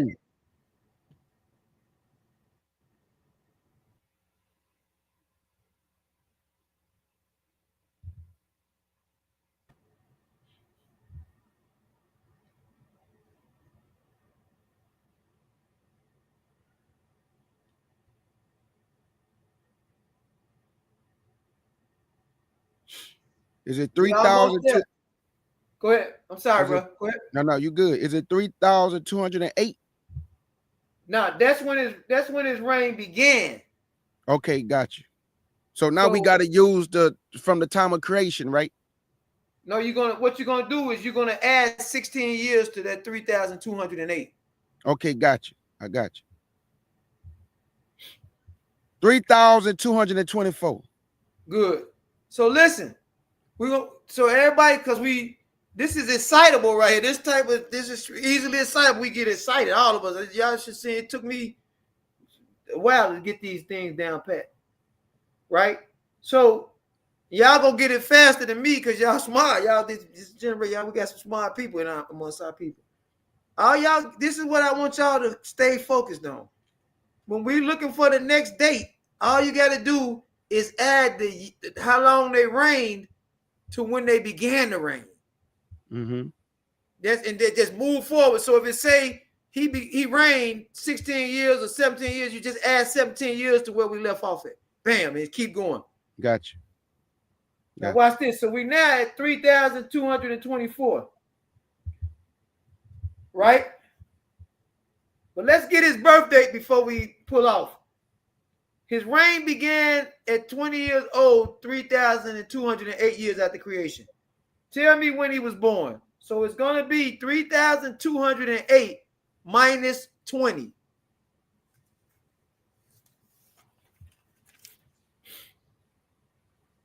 He was born 3,188. Wonderful. Let's go on to the next king. I think she got that. We're in 2 Kings 18, verse 1 and 2.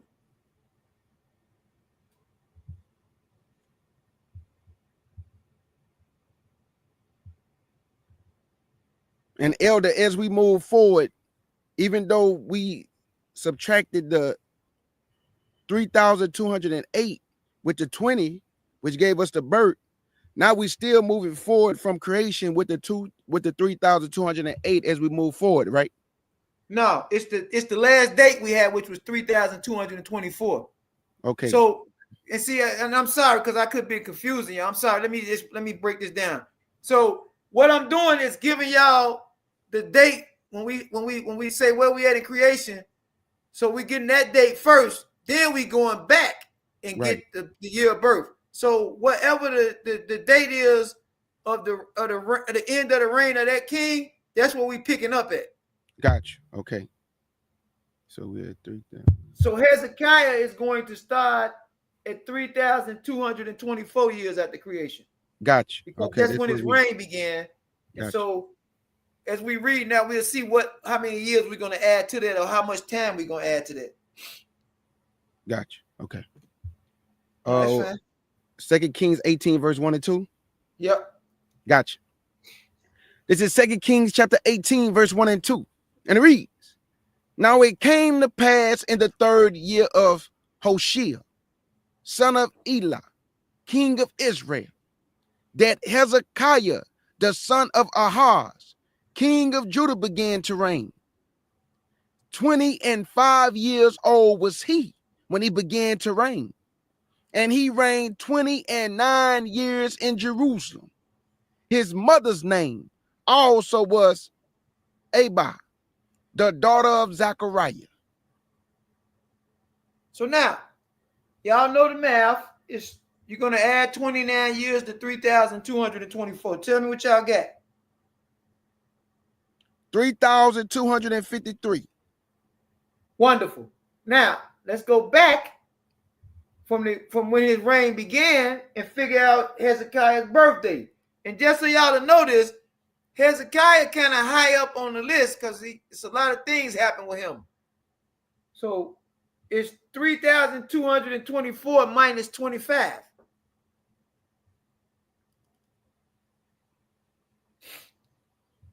$3,199. Wonderful. All right, so we're going back now to the next king, which is perhaps the most wickedest king in the history of Judah, right? So we're going to pick up at 3,253. We almost there too, everybody, so y'all ain't going to be all night. I got y'all. 3,253 years according to 2 Kings 21 now. Let's go there. 2 Kings 21 verse 1. We got to deal with the sovereign Malak Manashah. Look at this. Do y'all think he was making decisions at 12 years old for the whole kingdom? No. What did y'all learn from this teaching?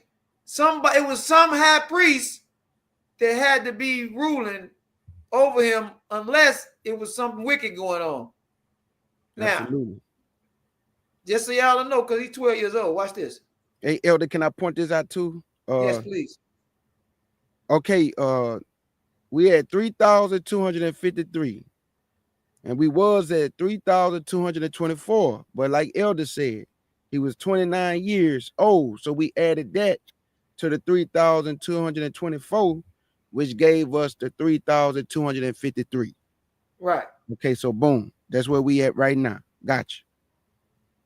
Already. I'm loving this. And so anybody in the chat, if y'all typing questions, I can't see them because I got my screen on. I'll let you know. I got you. I got you. All right, so now we at Manasseh, and I'm sure y'all all know about him. If you don't, just remember this. He's the most foulest king in the history of Judah. And so, how many years did he reign, brother? You said 55 years, right? I think it was 50. To my Manasseh? Yeah, Manasseh. 50 and 5 years. Yes. 50 Look at verse 2. Years. Look at verse 2. I'm going to show y'all why his reign lasted so long and he was so wicked, and why these kings could do so much wickedness and still stay in power before Yahweh obliterate them. Watch this. This is 2 Kings chapter 21 and verse 2. And it reads, and he did that which was evil in the sight of our Elohim, after the abominations of the heathen, whom our Elohim cast out before the children of Israel. Y'all see this? Let's just look at some of the stuff he did. Watch this. Verse 3. For he built up again the high places, which Hezekiah his father had destroyed. Y'all see this? Yeah, that's crazy. And he reared up altars for Baal and made groves, and did as did Ahab king of Israel, and worship all the hosts of heaven and served them. And he built altars in the house of our Elohim, of which our Elohim said, in Jerusalem would I put my name. And he built altars for all the hosts of heaven in the two courts of the house of our Elohim. And he made his sons to pass through the fire, and observe times, and use enchantments, and dealt with familiar spirits and wizards. He wrought much wickedness in the sight of our Elohim to provoke him to anger. Wait, look at the next verse. Watch this. Scroll up, Barrel Walk, so you can see this. This is wicked. Okay, 7, bro. Come down a little. Thank you. There you go. There you go. Verse 7. And he set a grove, and he set a graven image of the grove that he had made in the house, of which our Elohim said to David, and to Solomon his son, in this house and in Jerusalem, which I have chosen out of all the tribes of Israel, will I put my name forever. So listen, he's doing all of the teachings of the Watchers. Everything. Everything. I just want y'all to meditate on this, because now y'all are going to see that the root cause of the Babylonian captivity fell on Hezekiah and his son. Even though Hezekiah was righteous, he made a fatal mistake. And his son took this to a whole nother level. Watch this. Because if anybody got any questions about what I just said, put them in the chat. I'm going to show y'all Manasseh. And you know, when you read about Hezekiah, you understand what he did, what's his part in us going into the Babylonian captivity. All right. So let's deal with the math now. So we got Manasseh. He begins his reign 3,253 years after creation, and it lasts 55 years. Right? So tell me what the math is on that. Plus 55. 3,308. Okay, wonderful. Now, his reign began 3,253 years after creation when he was 12 years old. Tell me when his date of birth is. A year of birth, I should say.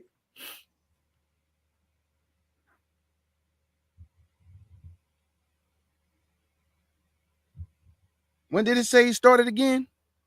3,253 years after creation. No, I'm talking about his age. He was 12. He was 12 years old. Okay, gotcha. Boom. Okay, gotcha. Main is 12. 3,241. Wonderful. Let's go to the next king now, because we almost ready to dance now. We now with the 18th king, and that is in 2 Kings 21, verse 19.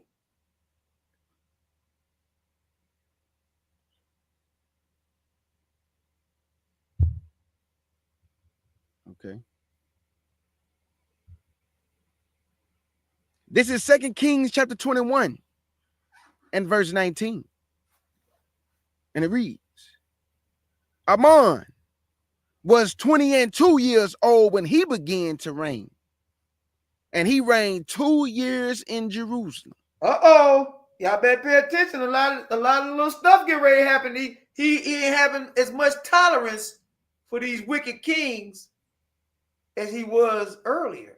Remember Ecclesiastes 8:11 say, judgment is not done speedily against an evildoer. He let it build up sometime with them before he crush them. And he'll wipe out a whole line. But that's for another teaching. We'll deal with that later. So Ammon reigned 2 years. He took over 3,308 years after creation, right? So yes. 3,308 plus 2 is what? 3,310, right? 10, absolutely. Now, 10. Let's go get his year of birth, though, when we go to 3,308 and subtract 22 from that. Tell me what y'all got.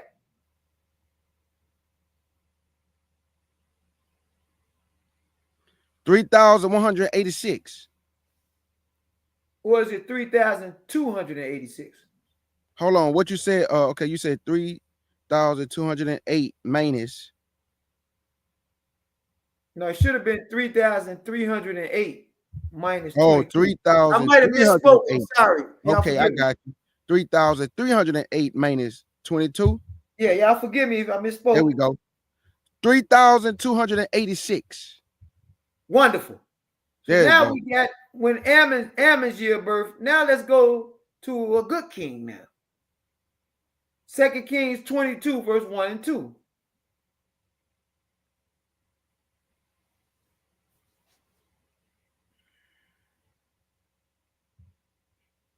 And elder, we still at the time of creation, which is 3,253, right? No, we graduated to 3,310. Okay, 3,000. Remember when Manasseh's reign ended, it was 3,308 years after creation. Okay, gotcha. Okay. You added 2 years to Ammon reign. We gave it 10. 310. Okay, gotcha. Now we're dealing with a good king, Josiah. Yeah, he was a good one too. What verses? Verse 1. Okay, yeah, verse 1. 1 and 2. Okay. This is 2 Kings chapter 22, verse 1 and 2. Josiah was 8 years old when he began to reign. And he reigned 30 and 1 years in Jerusalem. And his mother's name was Jedidiah, Jedidiah, the daughter of Adiah of Bozkat. So And now, he did. Okay, I'm okay. sorry. Go ahead. I'm sorry. And he did that which was right in the sight of our Elohim, and walked in all the ways of David his father, and turned not aside to the right hand or to the left. Good. I'm gonna show y'all something when we get this math done real quick too. Watch this. Now, Josiah reigned 31 years, right? 31. Give us the math. Where we at now? It's 3,310 plus 31. Where y'all at? Years after creation. 3,341. That's what we're gonna pick up at for the next king. Now, Absolutely. let's get Josiah's year of birth, because we've been over teaching, and I told y'all before, it's no sense in us dealing with all these different numbers with the kings when they reign. It's one place to say 8, one place to say 18. I'll give y'all that formula later. I mentioned it to y'all earlier. Right now, I just want to keep y'all on this timeline because there's a lot when you start dealing with that. Just look at this, though, and think. If he was 8, y'all already been shown the teaching in Scripture for our people. We can't deal with none of us that want to practice and believe what the Greeks say. We're dealing with us. If Josiah was, in fact, 8 years old, that means that a high priest, the reigning high priest, would have been his advisor until he became of age. That's what we're going to leave it right there and keep it moving. Now, scroll down some, Bear Walk. I want to show something to the Israelites that's listening, to anybody that believes. Stop. All right, let's look. Let me see.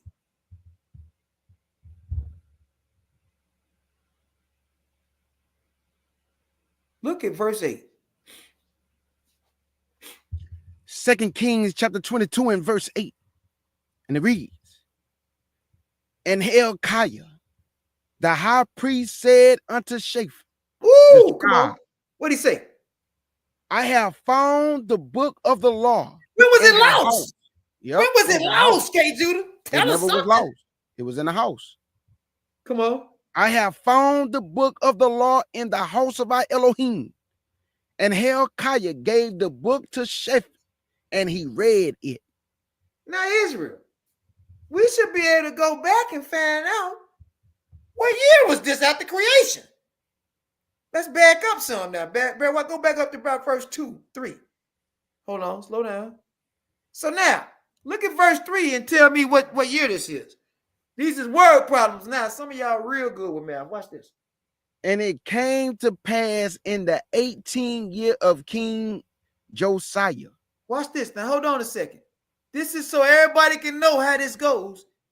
His reign began 3,310 years after creation. This is 18 years later. Tell me when they rediscovered the book. This is the temple scroll they're talking about. This the temple manuscript Josephus is speaking about, right? They say it's the holiest book ever created, right? I agree. But now y'all know what year they found it. Tell me what year this is. It's 18 years after 3,110. You mean 3,300? Yeah, 3,310. I'm sorry. Okay. I'm getting excited, y'all. Forgive me. No, you good.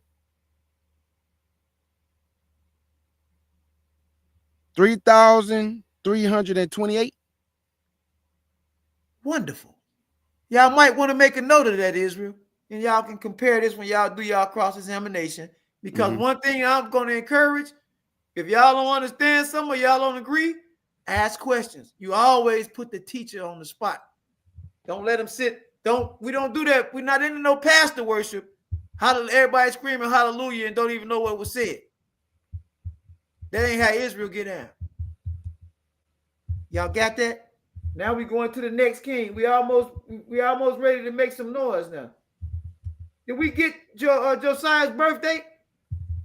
No, we did not. I don't All right, think let's so. subtract 8 from 3,310 and keep it moving. 3,010.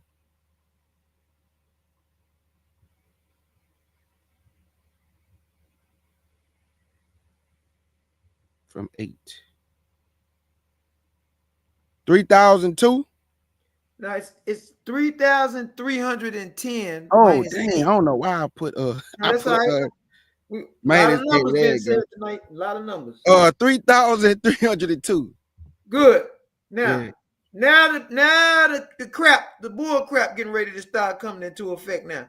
Elder, Now I don't know everybody, why. I don't know why I keep thinking we're at 3,010. now It's 3,310. Okay, I got you. we at 3,341, correct? Absolutely. Go to 2 Kings 23:31. Now this stuff getting ready to get crazy now.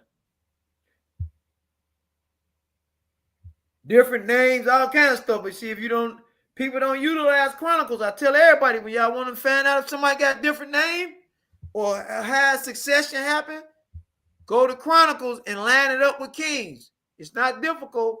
One day when we got something blank on the schedule, we'll go over that teaching. It's not difficult. You said go where? We in 2 Kings 23, verse 31. Hey, Judah. Is I gotta ask. Is Brother Warren, is he Muslim? I don't know. Like He fighting for that Quran, boy. He wanna know about Yeah, that Quran. he is fight for that Quran. And I just asked the brother, man, not to distract Elder Yashiyah right now with Yeah, the questions. He's still I asking see my it. Quran. I see it. I see it. We try to stay on topic, man. We really trying to get this right here.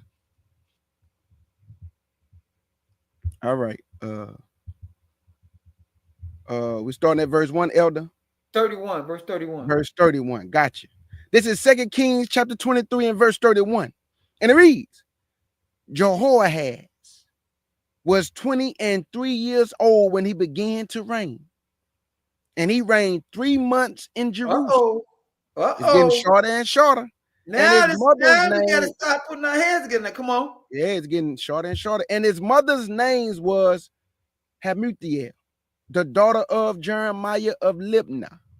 Now remember this. They not giving us no months or nothing. So now that's why we always say, y'all always hear me say around. So this Right. 3 months added now. Because we're not gonna make nothing up. Jehoaz, 23 years old, he reigned 3 months. So the 3 months, we're gonna say 3,141 in 3 months. We're not gonna change the year. We're not gonna change the year because we don't know what these months is. So it's 3,341. All right, but we still can get his birthday, and we can tell y'all that he got multiple names. All right, so it's 3,341 minus 23, if I'm not mistaken. Yeah, 23. 3,318. 3,000. Yep, wonderful. All right, now go to Jeremiah chapter 22, verse 11, because there's some allegations being made. Y'all need to know this history. This is our history, so nobody can come to y'all talking about there's no contradictions and all that stuff, and it ain't. Now they done stuff. Y'all know I done showed y'all some stuff, but we saying this is stuff where people just not studying accurately and don't understand these how we work. Right. Okay, what verse we at? You see what this sister saying online? Yep, my sister Oracle. Yep, I see. Okay. We agree, in agreement, sister. Come on. Yeah, Look we at definitely. Jeremiah 22:11. Let's get it. Because I'm gonna say something he ain't gonna like. Jeremiah 22:11. Can you go to verse 11 for me, Elder Bear? Already. This is Jeremiah 22 and verse 11.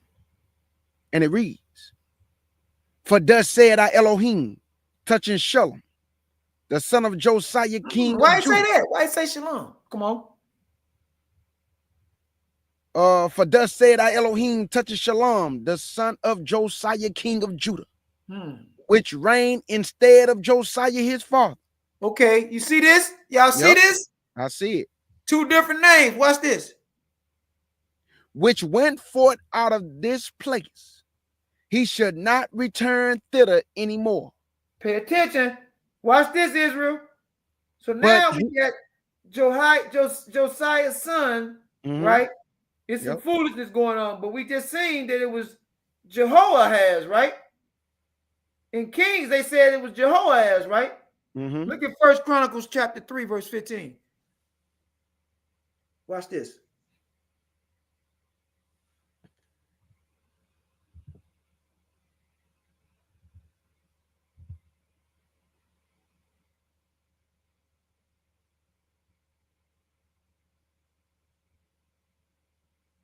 Verse 15. This is 1 Chronicles chapter 3 and verse 15.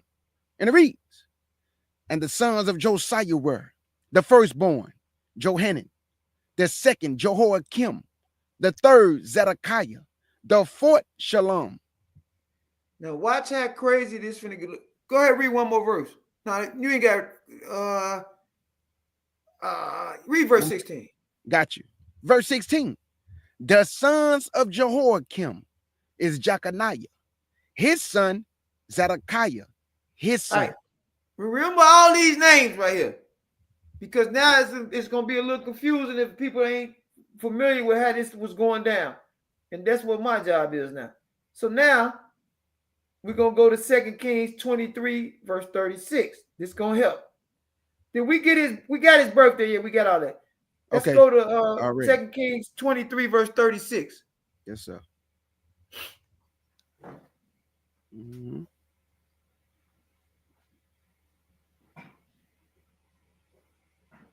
This is 2 Kings chapter 23 and verse 36. And it reads, Jehoiakim was 25 years old when he began to reign. And he reigned 11 years in Jerusalem. And his mother's name was Zebedah, the daughter of Pedaiah of Rumah. So we started at verse 36, right? Now let's back up a little bit and read. Let's go up a little bit. Look at around verse 30. 2 Kings 23 and verse 30. And his servants carried him in a chariot dead from Megiddo. Whose servants? I'm sorry. Look, go to verse 29. I'm sorry, brother. No, you good. You good. Verse 29. In his days, Pharaoh Necho, king of Egypt, went up against the king of Assyria to the river Euphrates. And King Josiah went against him, and he slew him at Megiddo, which he had seen him. All right. So Josiah got killed. Now watch how this go. Come on. And his servants carried him in a chariot dead from Megiddo, and brought him to Jerusalem, and buried him in his own sepulchre. And the people of the land took Jehoahaz, the son of Josiah, and anointed him and made him king in his father's stead. Now, Shalom, which we read about in Jeremiah 22:11, he's also called Jehoahaz. All right, now watch this. Remember, Verse he only reigned 3 months. Yep. Come on. Verse 32. Verse 33. I think I'm at verse 31. 32. Verse 31. Yeah. I'm at 31. Jehoahaz was 23 years old when he began to reign. And he reigned 3 months in Jerusalem. And his mother's name was Hamutha, the daughter of Jeremiah of Libnah. So we see that. We covered that already. Now we got the 3 months. Now, Now read down so we can see what happened right here. Who is this that's taking over now? He's got to get it. He's got to get exposed. Watch this. Verse 32. And he did that which was evil in the sight of our Elohim, according to all that his father had done.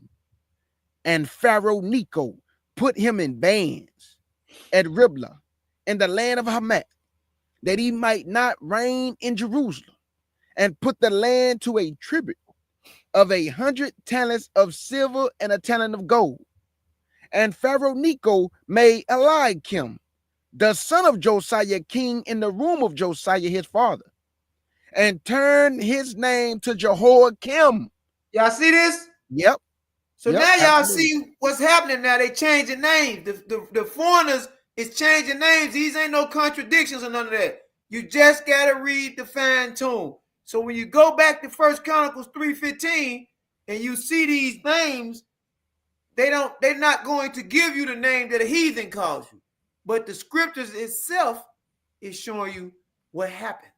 Yep. This is how you rightfully divide the word of truth with stuff like this. All this fake contradiction. We'll talk about stuff when it ain't right, but then when it's right and somebody's saying it's wrong, we're going to talk about that too. Come on. Verse 35. And Jehoiakim gave the silver and the gold to Pharaoh, but he taxed the land to give the money according to the commandment of Pharaoh. He exacted the silver and the gold of the people of the land, of every one according to his taxation, to give unto Pharaoh Necho. Jehoiakim was 25 years old when he began to reign, and he reigned 11 years in Jerusalem. And his mother's name was Zebadah, the daughter of Pedaiah of Rumah. All right, stop. Let's get this out of the way now. We only 2 kings away now from a big revelation for y'all. And Elder Yashia. Come on, brother. This so deep because when you go over to 2 Chronicles 36 and you read about how Jehoahaz's name was changed, right? Then as you start reading down, by the time you get to Nebuchadnezzar, this is when we get to the last 3 kings of the southern kingdom. Come on. So go ahead. Yeah, I just wanted to point that out. Talk that talk. All right, so look, his reign began. This is very important that y'all get y'all numbers together. 3,341 years after creation. Right?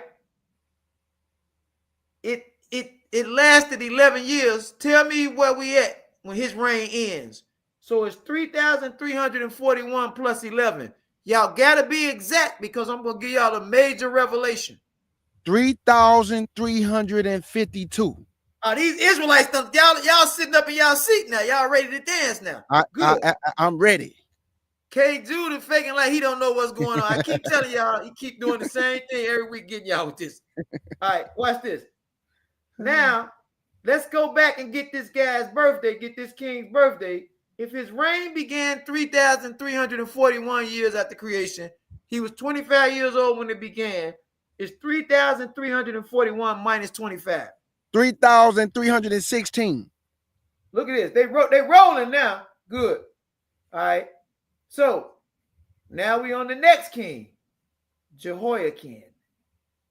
Remember, the names sound familiar, but they spell differently in Hebrew at the end of the day. That's how we know that these is different kings.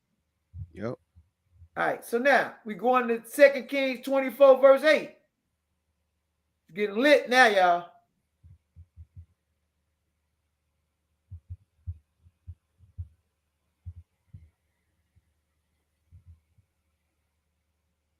And a lot of these kings did not rule the time of a normal king. Everybody say 3 months, 2 months, 11 years, so pay attention to that too, y'all. Most High, he started cutting them out quick, boy. Judah false, but I think Israel might have been false. We got to see. All of them false, but this stuff is crazy. Already. We in verse 8. Already. This is 2 Kings chapter 24 and verse 8. And it reads, Jehoiachin was 18 years old when he began to reign, and he reigned in Jerusalem 3 months. And his mother's name was Nahasta, the daughter of El Nathan of Jerusalem. All right, now hold on, because there's a few things I want to highlight this before somebody y'all waste y'all time and go here with this. They're gonna give you an alternate to collaborate this. You're gonna look at 2 Chronicles 36 verse 9. One of them says 18, one of them says 8. Absolutely, yeah. Y'all already know what's going on with that, so we don't gotta waste no time with that. All right, and so this guy reigned 3 months. So all we need to know is this: now we're still in 3,352 years after creation because it's 3 months. We ain't gonna add nothing. What we are gonna do though is go back and get his birthday. Get his birthday. Yep. It's 3,352 years after creation minus 18. We at 3,334. Hey, so where you wanted me to go? Because I started to leave. All right, you can go now to the. We don't need nothing but a few verses now. Go to 2 Kings 24 verse 17, and then we now we ready to dance now. All right. It's a few verses we got to go over so everybody can understand this. But we here now.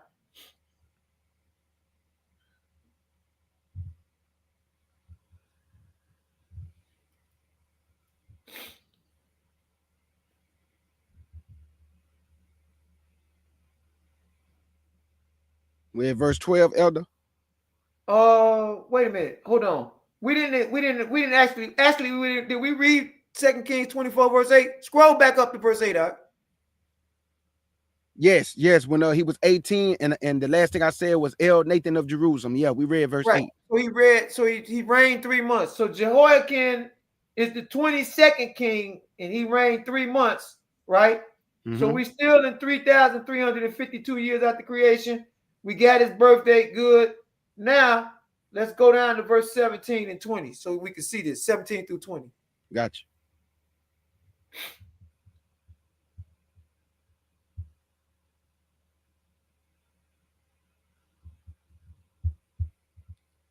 Verse 17 in the same chapter, 2 Kings 24, chapter 24, verse 17 now.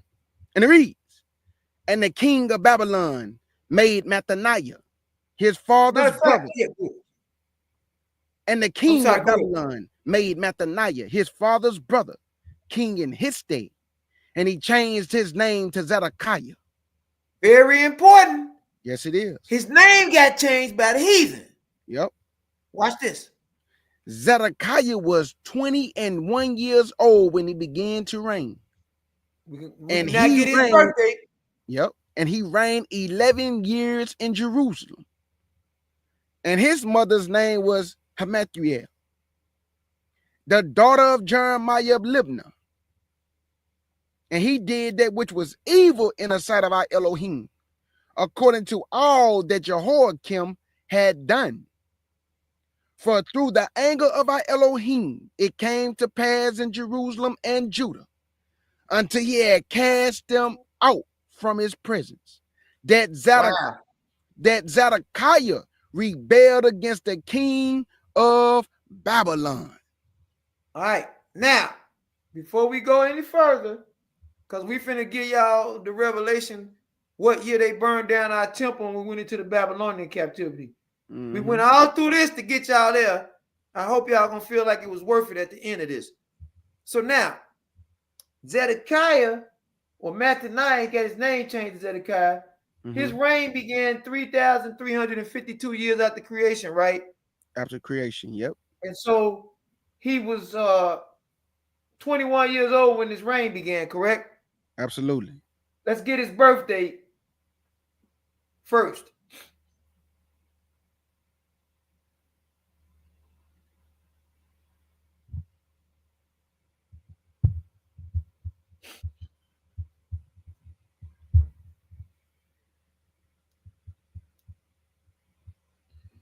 Y'all should have 3,352 minus 21.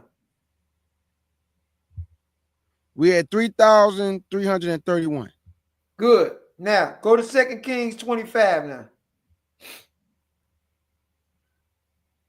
We're going to start in verse 1. We got to in our library some teachers called The Fall of Jerusalem. It's going to break down this whole Babylonian, this whole scenario. It was basically 3 different deportations over 3 different periods. And because of this timeline, y'all could narrow them down to when these things occurred. So now we're going into the final stage of the Babylonian captivity, exile. This is when they came and destroyed the temple and the city and started taking even more people into slavery. All right, verse 1 down. Look at what the elder just told y'all, family. He said it was 3 deportations, right? Yep. That's what you get in the book of Ezekiel, family. I'm telling you, the Bible is a true book and it all lines up. Hallelujah. If you put the precepts together right. Elder just said, according to the Bible, 3 deportations. Can you think in your mind why? Because I had just told y'all previous, these was the last 3 kings of the southern kingdom. So guess what the Most High said? I will overturn till it be no more. That's why it was 3 deportations. Because these are the last 3 kings. So Babylon, Nebuchadnezzar came and sacked Jerusalem these 3 times. So I just wanted to put that out there. Hallelujah. So what verse we at, Elder? You're going to start at verse 1. Already. Y'all might want to get y'all pens ready if we finna reveal some stuff that hopefully I don't want nobody to get insulted. Just in case people don't know these things, what's about to be revealed. Come on. 2 Kings chapter 25 and verse 1.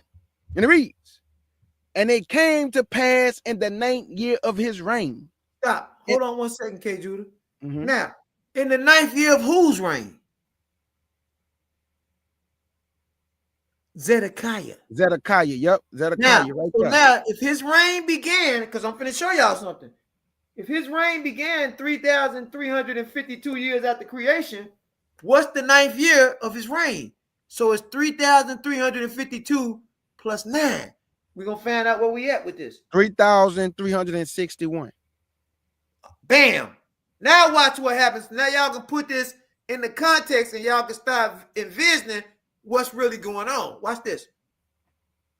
Verse 1 again. And it came to pass in the 9th year of his reign, in the 10th month, in the 10th day of the month, that Nebuchadnezzar, king of Babylon, came, he and all his hosts, against Jerusalem, and pissed against it, and they built force against it round about. And the city was besieged unto the 11th year of King Zedekiah. Stop. When is the 11th year? 3,352 plus 11. When y'all get this, the ball game finna change. We had 3,363. Now, once we're done with this, I'm going to teach y'all how to extend this to modern times. And it's only going to take a few seconds. 3,363 years, right? Now, watch this. Go down to verse.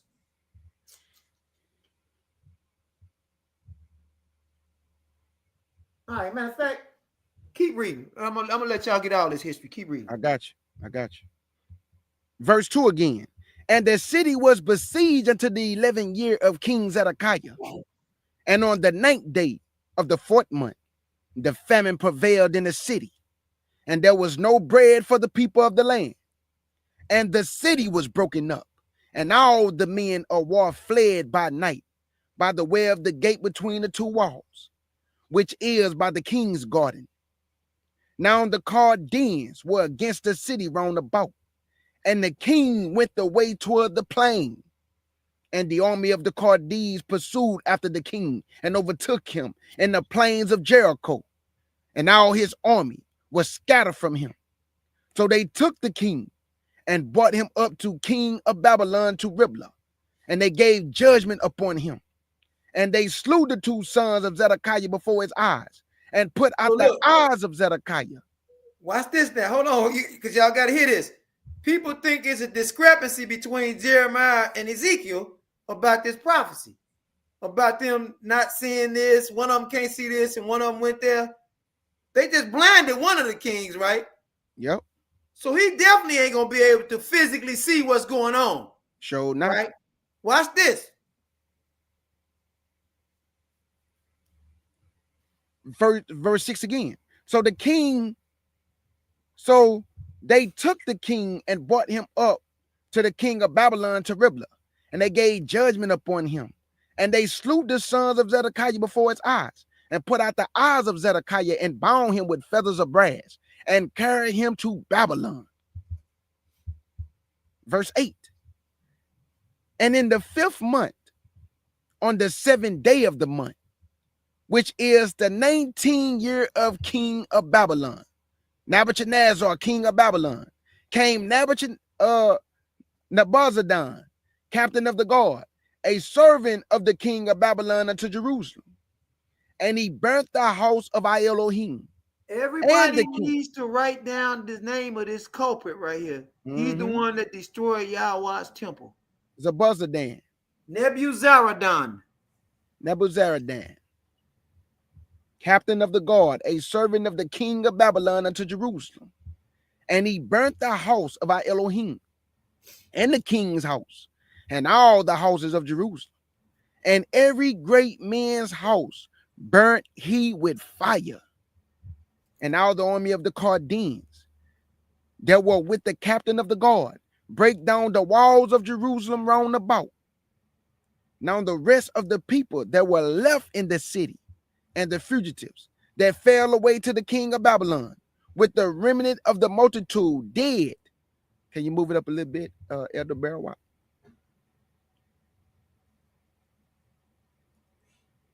And the multitude dead, Nebuzaradan, the captain of the guard, carried away. But the captain of the guard left of the poor of the land to be vine dressers and the husband. So they left some of us there. Now, absolutely. Everybody, y'all relax. Now, watch this. What year are we in at the creation?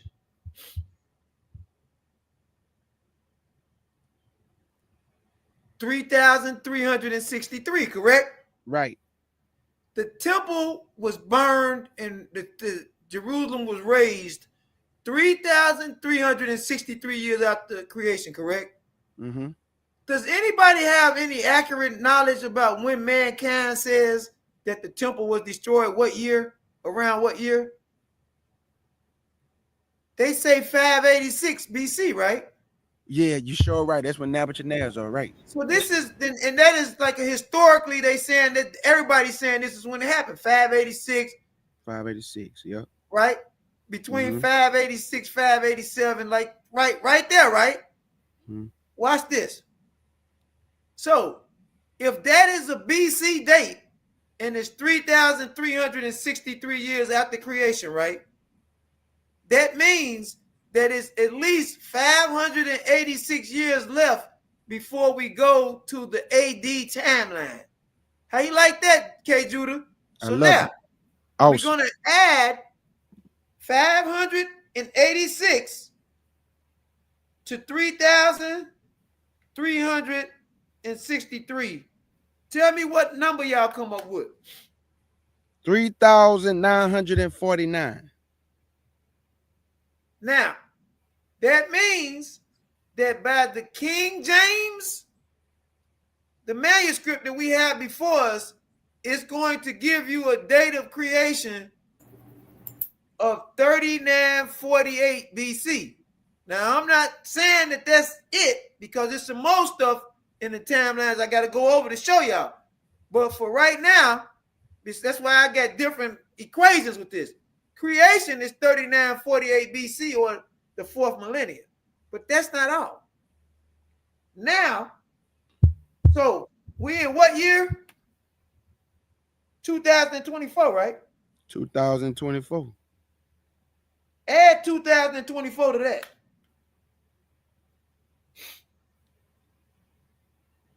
We at 5,973. That's one formula of where we at in the history of mankind, according to the Bible, the scriptures. Now, it's other formulas that's going to add a few years to that, right? I'll show y'all that at a later date. I want to show y'all the kings of Judah today, Because if I showed y'all the rest of it, it'd take y'all a long time. We'd be on here all night. Now, we're going to end that portion of it. And I'm going to ask if anybody have any questions dealing with this topic. Powerful, boy. It's gonna get way more higher than this now. Y'all, I got y'all the way I need to get y'all to. So Elder Yashia, on this one formula, that means that we almost out of here. Could be. It could be, you know. That means that we almost out of here. We're in the beginning of sorrows, they say. We definitely in the beginning of sorrows. Absolutely. All of that stuff is happening right now today. So, but he said this sorrow. So I mean, it's been happening periodically. If we read Matthew 24 with specific exactness, that we understand what he's saying. Remember, it keeps saying this sorrow. That which sorrow or which beginning? Which one is it? So we understand it. If it's talking about this is happening over a prolonged period, then yeah. Right. And I'm just using this formula for the fact that he gave us 6 days. One day to him is as 1,000 years, and 1,000 years is 1 Go day. ahead. Teach. So that means that this 5,973 with this formula, because I know Elder Yashia say we have other formulas, but this one right here proves that we close, family. We close to our deliverance. They arrest. The Bible is exact that he gave us 6 days to work. And we know that's also equivalent to 6,000 years he gave us to get ourselves together. So that's that one formula. So yeah, Elder Yashia, this is powerful, my brother. Powerful. So now, I just need everybody to listen at this, because we got a lot of people that just start reading Jubilees and Enochs and they think that they got it figured out. I'm not saying that y'all don't and that I do, but I'm just gonna tell y'all, when you start reading Enoch, just understand it's more than one calendar in there. So you got to understand, when you start reading Jubilees, you got to figure out how that fits around what they're saying in Genesis and the Numbers and Psalms and all that. You have to, because if you don't, it's going to lead you down the wrong path. And so these formulas that y'all going to be getting in the coming months is going to add to this total. Not a lot, but enough to where we can be like, okay, this we on to something here. Now, before we go any further, again, do we have any questions? Oh, let me move this so this topic. Elder Yashia can see.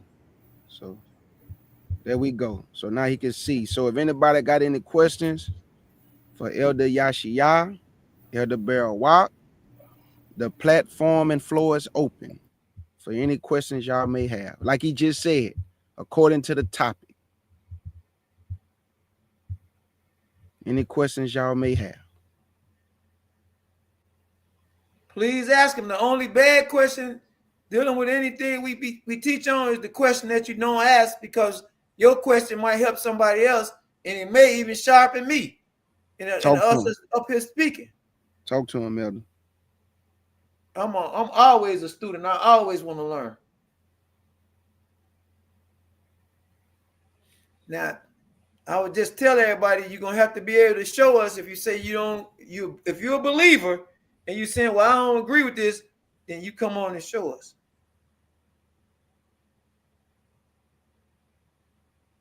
That he wrote a separate book in 80 AD. Is that referring to Revelations? Because they generally saying that Revelations was written in 90 AD. And so when you saying, can I speak on it? You saying, because we can add that to the timeline real easy, because now we know that 3,949 years after creation brings us to 1 AD. So what we're going to do, or it ends the BC, how the Gentiles add up time. So now we're going to add 80 to that total. And y'all need to write these certain numbers down. Like, it's a few numbers I'm going to give y'all. And I'm finna answer your question, brother. Well, boy, you've been with us all day too, brother. Praise y'all. So you need to know from the earlier teaching, you have to know that Adam is probably the most important date, because from Adam, we can give everything a origin.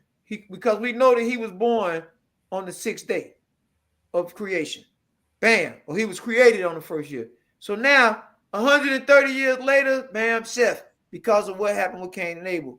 So Mhm. now we can just try it on down the line. And I done did this. We got a lot of teachings on this from all of the events, the major events. We got all of that. It's going to bring you to the next important date. When was Noah born? Noah was born, according to the timeline, 1,056 years after creation. From that, you need to know when the flood occurred. You Yep. add 600 years to Noah. Yep. 1,656 years after creation. The flood. From the flood, you have to obtain when Abraham was born, or Abram. That would be 1,948 years after creation. All right, bam. You got that. Now you need to know when Isaac and Jacob was born, and everything changes then. Isaac was born 2,048 years after creation, or 100 when Abram was 100 years old, and his name had been changed to Abraham by then. Bam. 60 years later, or 2,108 years after creation, Jacob was born. From Jacob's birth, now we can tell you how everything happened in Egypt. He entered into Egypt when he was 130 years old, if I'm not mistaken, right? Or 2,238 years after creation. Yep. He died 17 years later, 2,255 years after creation. So now, we utilize one of the manuscripts in the Dead Sea Scrolls to tell us when Amram was born, or Moses' father. When you look in Genesis, Levi didn't have any grandchildren when the Genesis account of who came into Egypt was written. But that tells us how many years after we entered into Egypt that Amram was born. He was born 15 years after we entered into Egypt, or 2,253 years after creation. I hope y'all writing this down. If not, y'all reach out to K. Judah and he can hook us all up on a call or something, and we can go over the specifics. So we got that. Now we noticed that the is that the testimony of Amram Barawak that was in? Let me make sure real quick. Hold up. Yeah, the Dead Sea Scrolls. It's the Dead Sea Scroll. I'm gonna give y'all the scroll number and everything. Hold on. Let me turn this.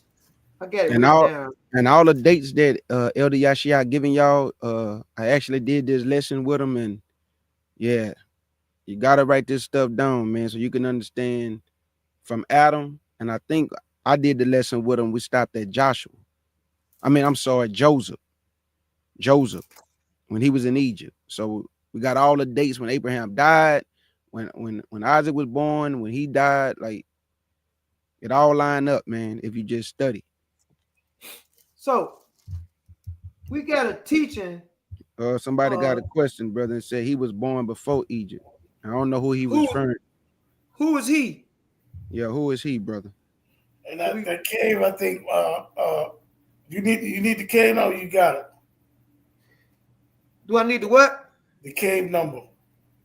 I know I got all that. I'm finna tell you to ask the girl if she'll type the video in, and anybody want to see it, they can go look at the video to get them all of this, what K. Judah talking about. It's called the creation continuation perfected via the Dead Sea Scrolls. The creation continuation perfected via the Dead Sea Scrolls. Now, I'm gonna give y'all the scroll numbers, the manuscript numbers. It's let me make sure I got this right. 4Q 543 fragment 1A. 4Q 543 fragment 1A. Now, it says that Amram, Moses' father, died 152 years after Israel's exile into Egypt. Right? We know that we was exiled into Egypt when?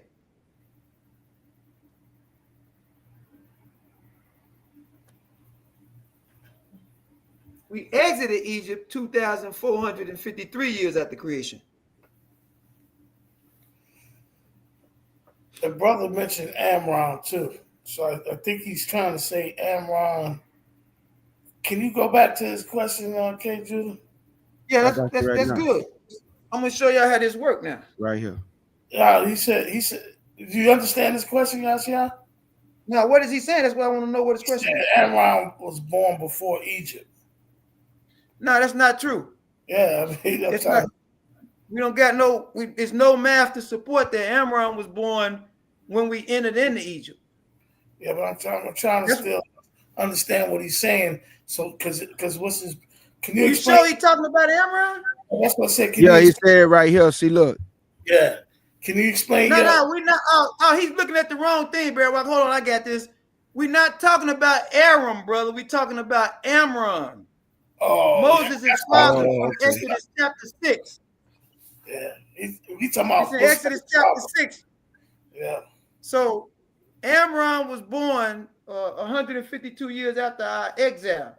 Now they saying that the exile started 2,238 years after creation, when all of the children of Israel entered into Egypt. Remember, Joseph was already there. He was already there. So now you got all of them in there. So he's born now 2,253 years after creation, according to the Dead Sea Scrolls.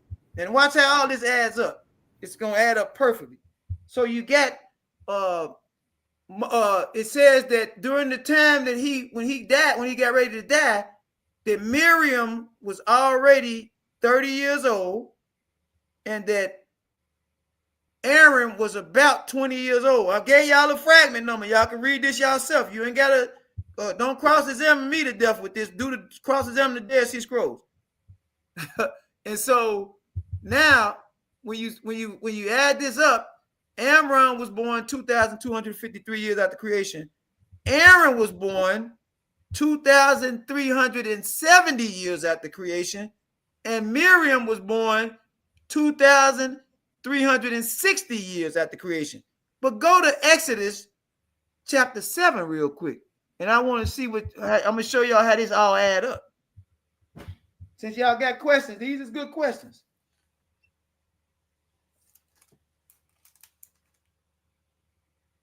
Anybody got a Dead Sea Scrolls in English? The same scroll that they talking about this on page 570. But the math in the Bible adds right up to it. Yeah, he'll get to yours next, Yaquaba. He gonna deal with this. All right, tell him I'm not. I know what he wants. I'm finna show him how to do that little timeline with John. He talking about Revelations now. I seen his question. No, he got another question. He got another one right here. So I'm gonna let you deal with the first one, Elder Yashia. Then I'll put this one on the screen. Yeah, you quiet. That's it. I got you, bro. Don't worry about that. Okay. All right. So now, when you see it's talking about, look down at verse 7 real quick. Verse 6 and 7. Can you read that for us, K. Judah? Already, I got you. Exodus chapter 7 and verse 6 and 7. And it reads, and Moses and Aaron did as thy Elohim commanded them. So did they. And Moses was 80 years old, and Aaron was 83 years old when they spake unto Pharaoh. So if if Aaron is 3 years older than Moses, 3 years right? older. Excuse me. Aaron is 83. Aaron was born 2,370 years after creation, correct? According to the Dead Sea Scrolls. That means Moses would have been born 3 years later, or 2,373 years after creation, right? Yes, sir. All right. So now watch this. At the time of Exodus chapter 7, verse 6 and 7, Moses is 80 years old. Add 80 years to 2,373 and see what y'all get.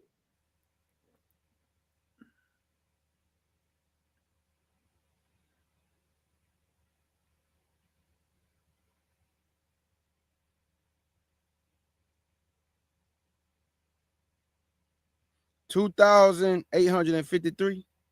No, do it again. It's 2,373. 300.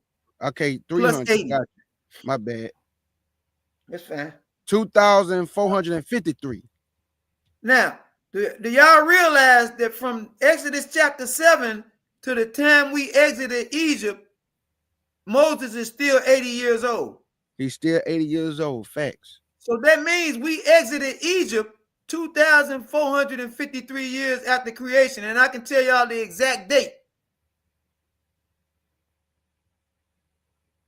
It was Abayab or Abib 15, 2,453 years after creation. Watch this. How you know that? You just making this up. No, I'm not. We exited during the first night of the Feast of Unleavened Bread. Yep. Because the Passover, the first Passover that was kept was the 14th of Abib, and the next night starts the High Holy Day, which is the 15th of Abib, 2,453 years after creation. How y'all like that, Israel? Talk to him.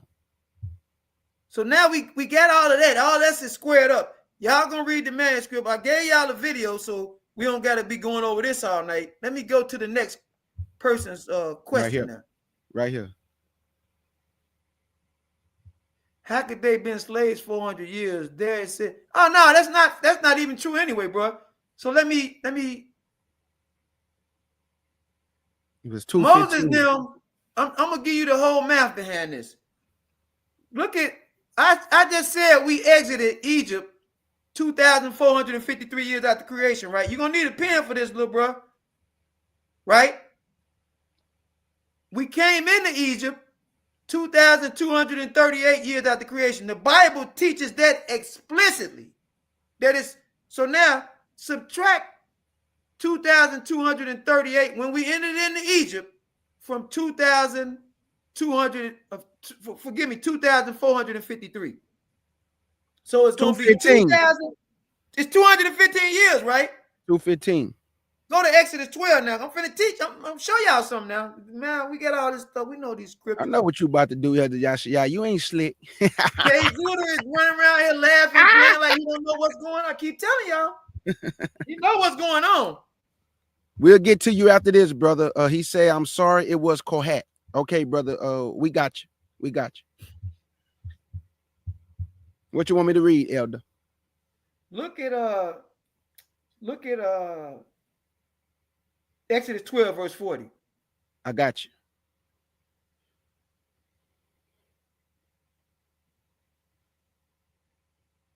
This is Exodus chapter 12 and verse 40. And it reads, now the sojourning of the children of Israel, who dwelt in Egypt, was 430 years. And it came 430 years, right? Yep. So we know that the children of Israel, right? They was in there 215 years. We can add that up, right? Yep. But I got another little something that, man, this is why this math is so wonderful to keep out false teachings. Watch this right here. Go to Genesis chapter 12. Wait till y'all see this. Very interesting. I found this. Mm-hmm. We've been doing this stuff a long time. That's why I keep telling you, yeah. And we can help people with stuff like this. But they gotta, we need people to listen. My bad, Yashia. I stepped away for 1 second. You said go somewhere. We need you to focus, brother. Genesis 12.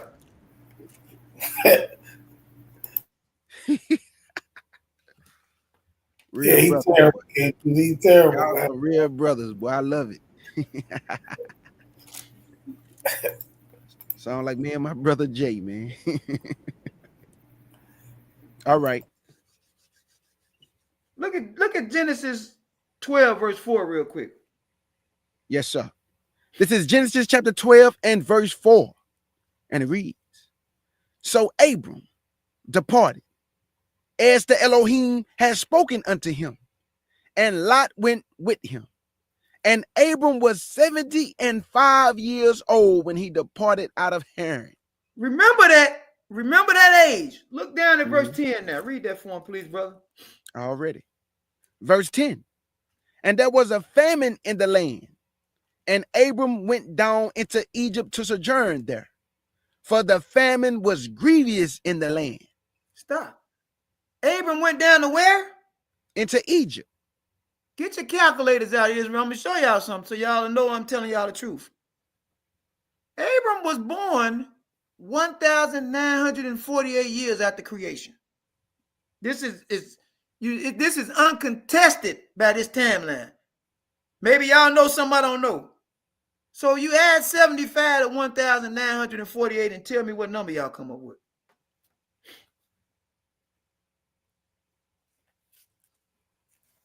I trust y'all. This group right here, I trust y'all because I'm a micromanager. But I'm gonna just say y'all gonna get this right.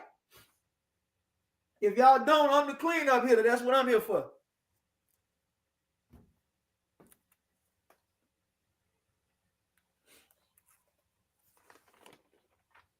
He was 70. Now he was 75 years old. Got you. During 2023. 2023, right? Uh-huh. Y'all remember that? Mm-hmm. Y'all agree? If you agree in the chat that 1948 plus 75 is 2023, we're gonna move forward. Watch this right here. Add 215 to 2023. Because it say Abraham entered into Egypt in verse 10, right? When he was 75 years old, right? Mm-hmm. All right, watch this. Add 215 to 75. I mean to 2023.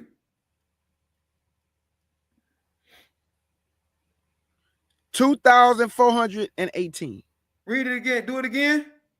2023. Oh, plus okay. I got you. 215. Hold up.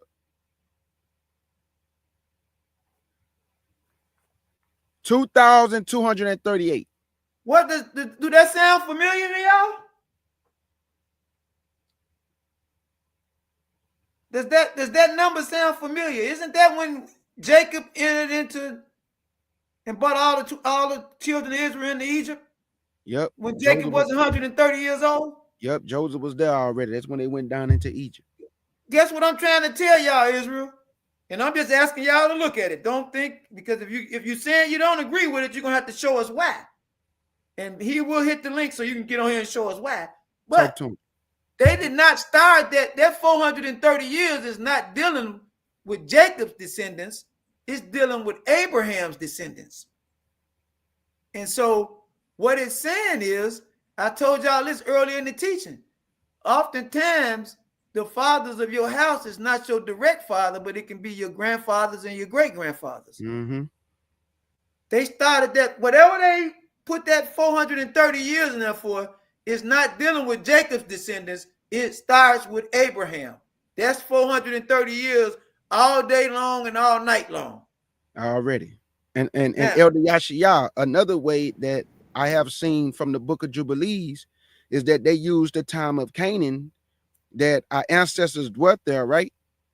And they took that as the 215, and they added the 215 that they was in Egypt, and that also come out to 430. That's exactly what I'm saying. You just said it differently. That's the exact same thing. Absolutely. Facts. The exact same Absolutely. Thing. Facts. Good. All right. So now, if that answers that, Yikwa Bob, brother, he had a question about I'm assuming that you're talking about Revelations because it's universally renowned that was written around 90 AD by John. He answered and said he believed that's what it was. Okay. Right. So 90 AD, and I'm just going to help you with years after creation real quick. Somebody add up 90 AD plus 3,000. Matter of fact, I'll do it myself. 3,949 plus 90 equals around 4,000. Good. Wonderful. That's that. Mm-hmm. So now y'all know how to increase the timeline. The date you need is 3,949, and now you just start adding forward. That's all you got to do. Yep. You should be able to tell what years you was born in. So mine's, I can tell you now, 3,949 plus 1970. I know I don't look that old. Hold up. 5,919 years after creation is when I was born. So now y'all just add that up. Now y'all got a simple equation. It's for Israel, by Israel, to Israel. And if anybody that wants to sit up under the children of Israel teaching, y'all more than welcome to adhere to it, or y'all can listen to what they telling us, all these lies, these scholars and stuff is coming up with. We boots on the ground. We know what we talking about. Now the other brother was right here. So now Jeremiah E, I'm trying to figure out What is Kohath? What are you saying about Kohath? If you could just type it in real quick. I think you were saying he wasn't born when we entered into Egypt. Is that what you're saying? We didn't mention him anyway, but I mean, well, I don't know what he's trying. I'm trying to see what he's saying. Then we can't respond unless we know what he's saying. He did say somebody wasn't born. He said, "Yeah, I'm trying to see what are you saying, Jeremiah, so we can get this together. If not, he was okay. Here you go. He was going into Egypt. Who was going into Egypt? That's what we don't understand the question. What it is he's trying to say? Yeah, because at the barrel walk, right? Y'all never mentioned Kohath. Yeah.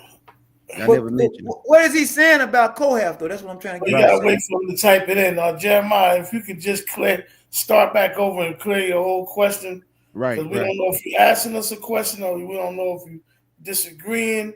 So just to get clarity, can you type in everything all over again, please, my brother? Absolutely. Okay. He was born before Egypt. Kohath. Oh, absolutely. We agree with that. That's in Genesis 46. Mm-hmm. It tells you everything is in the scripture. You just got to know where to find it at. Go to Genesis 46 real quick. Let's get it.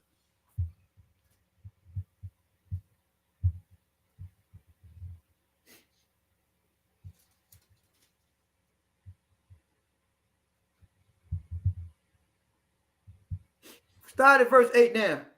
It ain't going to take long before you get to Kohath. What verse you want? Matter of fact, start at verse 6. Already. Can you go up Put it on verse 6 so we can all read this together? Already. This is Genesis 46 and verse 6.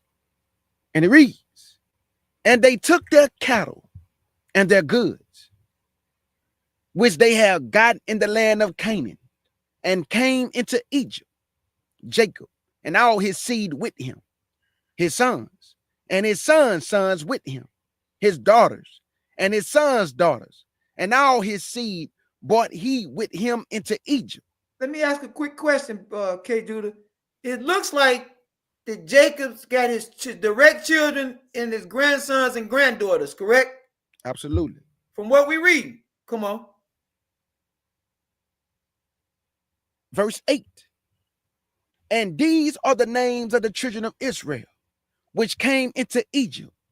Jacob and his sons, Reuben, Jacob's firstborn, and the sons of Reuben, Hanok, and Palu, and Hezron, and Carmah, and the sons of Simeon, Jumiel, and Jamin, and Ohad, and Jashin, and Zor, and Shur, the sons of a Canaanitish woman, and the sons of Levi, Gershon, Kohath, and Merari. See that? So Kohath came into Egypt with him. So when we say something, we're gonna be able to verify everything by scripture. We ain't gonna do no conjecture. We don't believe in that because that ain't how Yahweh operate. So you was correct about that. Yep. And it makes sense. I didn't understand what your question was, so we went the long way with stuff. Anybody got any more questions? I was gonna say, Elder, it makes sense too that Kohath was born because when they came out of Egypt, he had to be born when they went into Egypt because they were set up, the priests. Yeah. So absolutely. Yeah. Any more questions, anybody? This was excellent. Powerful class by Elder Yashia again. Next week, Saturday, he'll be dealing with the Northern Kingdom. Same thing, timelines of the Northern Kingdom. Well, so make sure y'all have y'all. Well, I mean, we want to go another direction, but we're gonna get to the Northern Kingdom. But I might want to throw y'all another little something because I'm tired of everybody lying about these giants. I'm tired. It's just too much of it going on, and we need to deal with it. And what happened. Absolutely. So I ain't gonna say too much except tell y'all to be here, and we're gonna deal with it. All right, that's it. This was interesting. I never heard this subject. Hey, Yakoba, that's why I tell everybody. Elder Yashia and Elder Bear walking them. I never heard of them before, and they've been teaching for a minute, and it goes to show you how the spirit works. I never heard of Elder Bear walking them, and they've been on YouTube, but they channel just never popped up. But I saw them on Naphtali's platform teaching, and Elder Yashia was breaking down timelines. So it just goes to show how the spirit work. Now, the Most High done brought us together, and they're a breath of fresh air for the nation because they bringing forth things that we ain't never heard of. I'm just keeping it real. And if we honest, they bring it forth things you never heard of. Most of us never heard of these teachings. Most people they get a little pompous, beat their chest a little bit like, nah, I ain't learned that from you. Stop it. You never heard of these teachings before, bro. I don't care how much knowledge you got. The breakdown of the creation story with the timelines and the date when this person was born, this person died, when he was born, when they went into Egypt, when they came out of Egypt. I ain't never seen nobody break this stuff down. And I've been in the truth 14 years. And I'm not finna lie and tell y'all that I knew how to break it down. Now, one thing I did do that I can tell Elder Yashia is that I went from Adam to Noah, and I was calculating the time frames, but I didn't know how to go further as Yashia do. So that made me feel good that I had a little bit correct, but Elder Yashia just took me. And Elder Bell Rock, man, they platform just took me somewhere else, man. And now I'm more focused than ever because I never heard these teachings, and you have to have these timelines in order to convince the gainsayers. Because you know what they're gonna say, man. How you know the flood happened? How you know when the creation story? Like, what's the dates? He just gave them y'all. And that just a little bit. He giving y'all the dates. Gotta write it down and study. So I just wanted to say that, man. They bringing forth things we never heard, fam. Just the truth. Yeah, I just want to go ahead, I'm sorry. No. I'm reading the comment. He say, right. I never seen it neither, but I heard you kind of hit it on it, AK Judy. Yeah. But when the Most High brought Elder Bell Walk and Elder Yashia, man, I got index cards of these teachings that Elder Bell Walk and Elder Yashia have done. And all this did is help the arsenal. Because now I got the dates when people ask me questions now. I learned this from Elder Yashia and Elder Bell Walk, and I got the dates now that I can bag up even further what I'm saying to people when they tell me, man, this didn't happen, that didn't happen, the flood didn't happen. Man, all this stuff happened, and we got the dates now. So go ahead, Elder Bell Walk. Yeah, I just wanted to say, all the not all the disciples, but just about majority of them were incarcerated, right? So a lot of people, ask, well, how Yashia know this and how Yashia know that? And sometimes being incarcerated, if you're doing the right thing, it's a blessing. And the reason why I say that is the amount of years we were incarcerated, and Yashia, brought this to our community and taught it in prison first. That's why I first learned it. And it took years to do this. So when you're incarcerated, some people are embarrassed to talk about it, but when you're incarcerated, if you're not there to educate yourself some point, whether it's biblically or, educational as far as book-wise, we was blessed to have a chapel in prison, be able to keep our feast days in prison, and be able to study 7 days a week and all the hours we were allowed outside the cell. So we had nothing but time to go through this page by page, line by line, all day and all afternoon studying and waking up the next day. And I look at that as a blessing because, we don't want to come off like we know everything and puffed up and all that. But we knew that when you're in society, you don't have enough time. We have to go to work. We have to watch our kids. We got, in prison, you have nothing but time. And I ended up getting a degree in prison as well. So what I'm trying to say is that this took time. This wasn't just no fly by night because we knew that you also could be challenged on this information. So you got to be able to rightfully divide the word. So I just want everybody to know, it's humility and it's a blessing to share this information, and we're not trying to come off like we know everything and this and that. We welcome cross examinations and questions because we want everybody to learn it so they can teach in their community or friends and family. It ain't about just trying to Nazarene Hebrew. Let's do the technology. We Israel, we won. So we should be able to share information. Be honest. Why humble as K. Judah is, I learned from him about the map and some things that I didn't know, and I had to go back and cross-examine it. And I was like, wow, because one thing about me, I can learn from anybody, younger than me, older than me. I'm a fact check you though. And when I cross-examined that map, and I told Yashia, I said, yo, this brother right here, this is the truth. And and that's what we got to be able to do too. We got to be able to look at people's information, be able to cross-examine and say, oh, okay, I can rock with this. This is the truth. We got to learn how to examine it. So, yeah, it's definitely a blessing. And y'all welcome over to the channel anytime. We like the interruptions. That brother Robert Warren, I kind of stayed humble with him, but we welcome Islam. No disrespect, but we debated Islam all through prison. I mean, majority of our people come to prison and they convert to Islam. Right, So right. we know about their teachers inside out. All of them. Intimately. Yeah, intimately. So in prison we dealt with Islam, we dealt with Kemet, we dealt with all that stuff. So we welcome that. Even if you go on our channel, we got a few things when we dealt with brothers with other beliefs and stuff.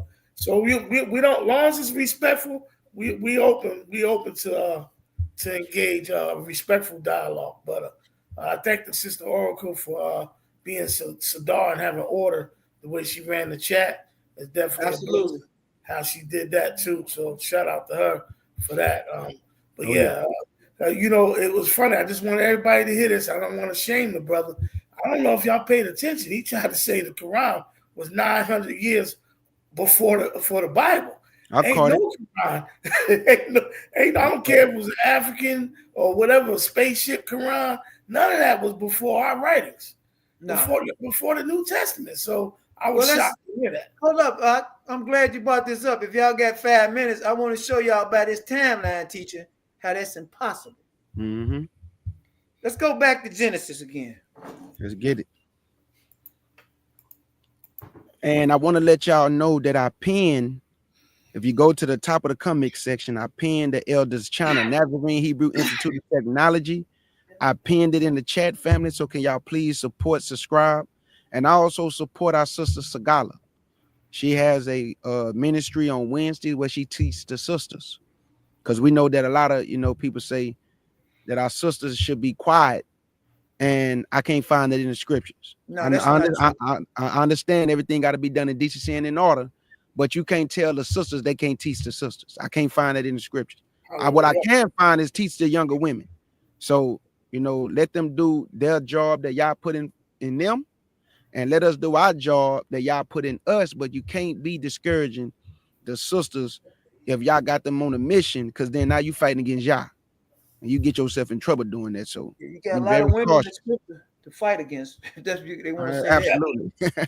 But before we touch expose this thing we just was talking about, Sagala, Sister Sagala and them is welcoming and encouraging other sisters, Israelite sisters and sisters that believe in general, to partake of that fellowship over there. She shares lessons with the sisters, and then they have a mentorship for the younger sisters, and it takes for a lot of the sisters to get involved in it. The mentorship is just women only, and it's a Zoom type thing. Yeah, and so y'all can and I would me personally, I think that I'm impressed by these sisters over here in this platform, because they study and they got a voice, and so that's what that program needs.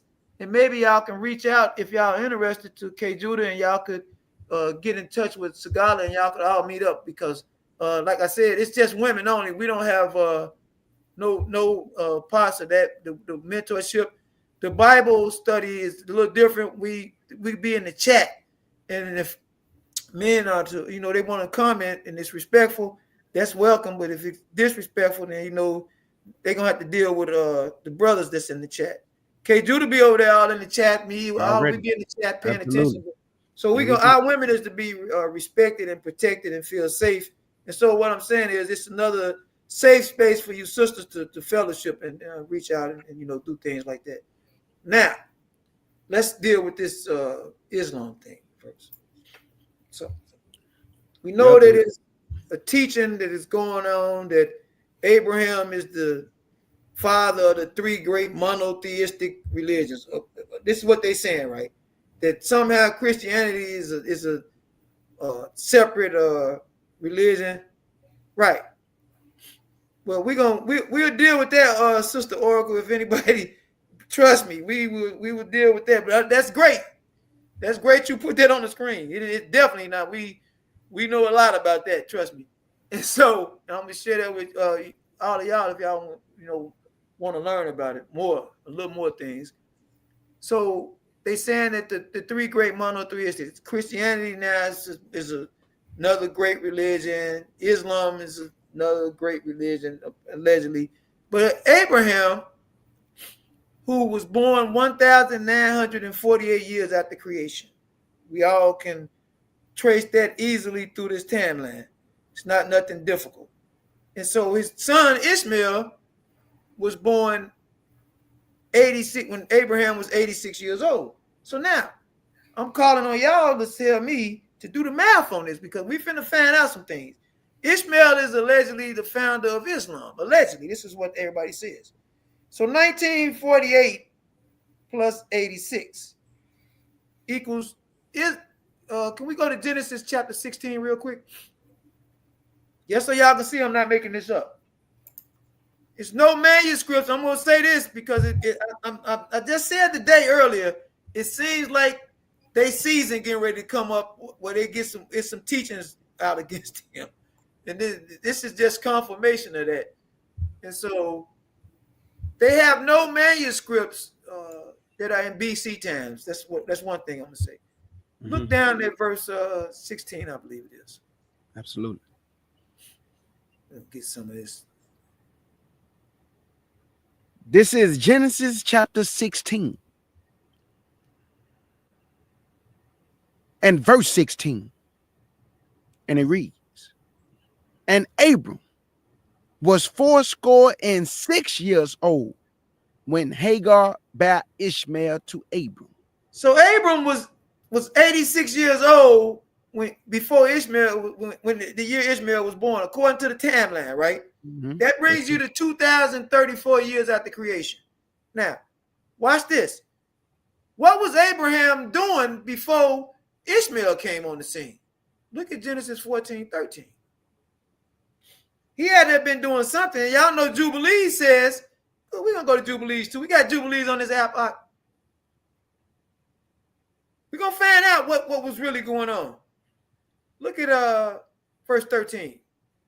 It's quick, everybody. We ain't going to keep y'all all night. This ain't going to be 5 hours.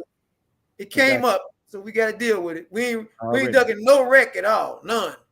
When it comes to Israel, listen, we getting out in the front lines about ours. Believe that. We ain't none of us Arabs.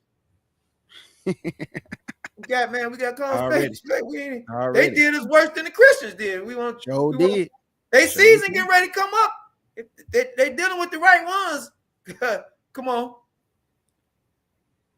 I probably need to tell your audience this too, okay, dude, so they understand. Absolutely, yes, sir. I'm not faking. I'm not faking. I'm not none of the dudes that sit back and no.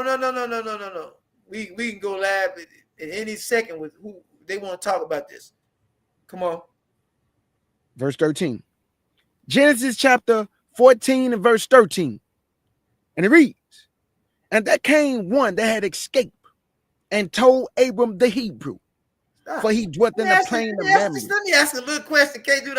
Because you finna play like you don't know what's going on. Talk to me.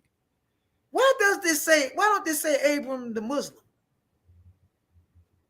Why? It's the Hebrew. I can show y'all some more stuff, but I don't want to keep y'all all night. It's so much against them. So it says Abram is a Hebrew, clearly. Now, since Abram is Ishmael's father, and they're saying that Ishmael, this is what they're saying, that Ishmael is the founder of Islam. That's what they say Prophet Muhammad comes through the tribe of Kedar. It's so much. It's so much, right? And believe me, when they come, they better come for, it's going to be some casualties. So look at Genesis 26, verse 5 now. Because I want to know if he was practicing Islamic teachings or if he was practicing something else. Bring it out, Elder. This is Genesis chapter 26 and verse 5. And it reads, because that Abraham obeyed my voice and kept my charge, my commandments, my statutes, and my laws. So he's to say Abraham kept the Torah. No, Surah Islam. 275. Now, just like we go to the high scriptures, we can go to theirs. Trust me.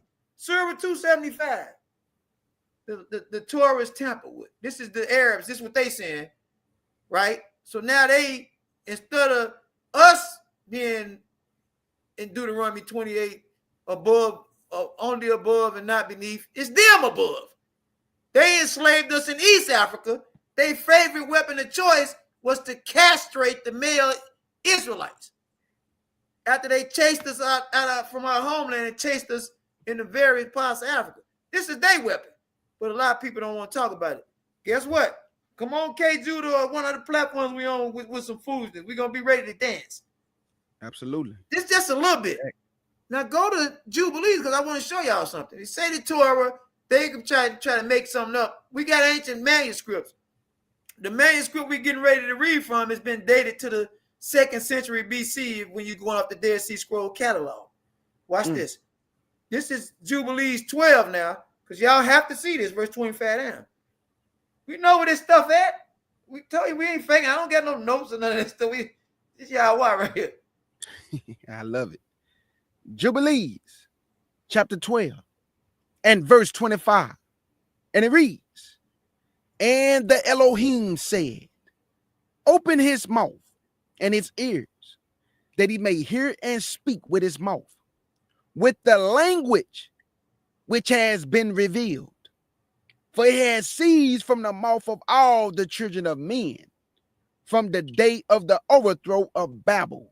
What language they talking about? We need to find out. Is it our language? Is it Greek? Is it Arabic? Which one is it? Let's find out. I would tell them, but let's read it. And I opened his mouth and his ears and his lips, and I began to speak with him in Hebrew, oh my in the goodness. tongue of creation. You need to stop what you're doing, K. Judah. You instigate with this That's stuff. Islam. Man. No, I just spoke Watch Islam. the next one. Look at the next verse, though, because now they can say, well, the language, what was he reading from? What was the writing core that he was reading? Watch this. Verse 27. And he took the books of his fathers. His ancestors. Come on. And these were written in Hebrew. And he transcribed them. And he began from henceforth to study them. And I made known to him that which he could not understand. And he studied them during the 6 rainy months. Jubilees 21 now. That's fine. I want to know what books these is now. I need to know. I know some of these women on your platform, they sharp. The brothers is too, but these women they digging. We hustling for truth now. No truth dealing with Arabic and Islam. That don't lead to us. That's not our truth. Yeah, that's just a nugget I put in there real quick. Y'all should to let them know. This comes out there in Quran that we are above all nations. Mm-hmm. Now, when they read this in Arabic, it basically says in Arabic that we are in favor of the Most High above all nations. This is in their Quran. It's a lot about the children of Israel. So y'all gotta remember that. Just the nuggets just against Islam. Mm-hmm. Messiah is mentioned more in the Quran more than the Prophet Muhammad. Yeah. So we, Jubilee's 21. yeah. I mean, It's a lot. Y'all get ready. That's a whole nother thing. I'm focused on our identity, history, language, and culture, our teachings, and how our people can rightfully divide the word of truth and understand the scriptures better. That's so right. we don't, the focus on them is like, but if they come act like they want some wreck, we can wreck. Verse 10, I believe it is.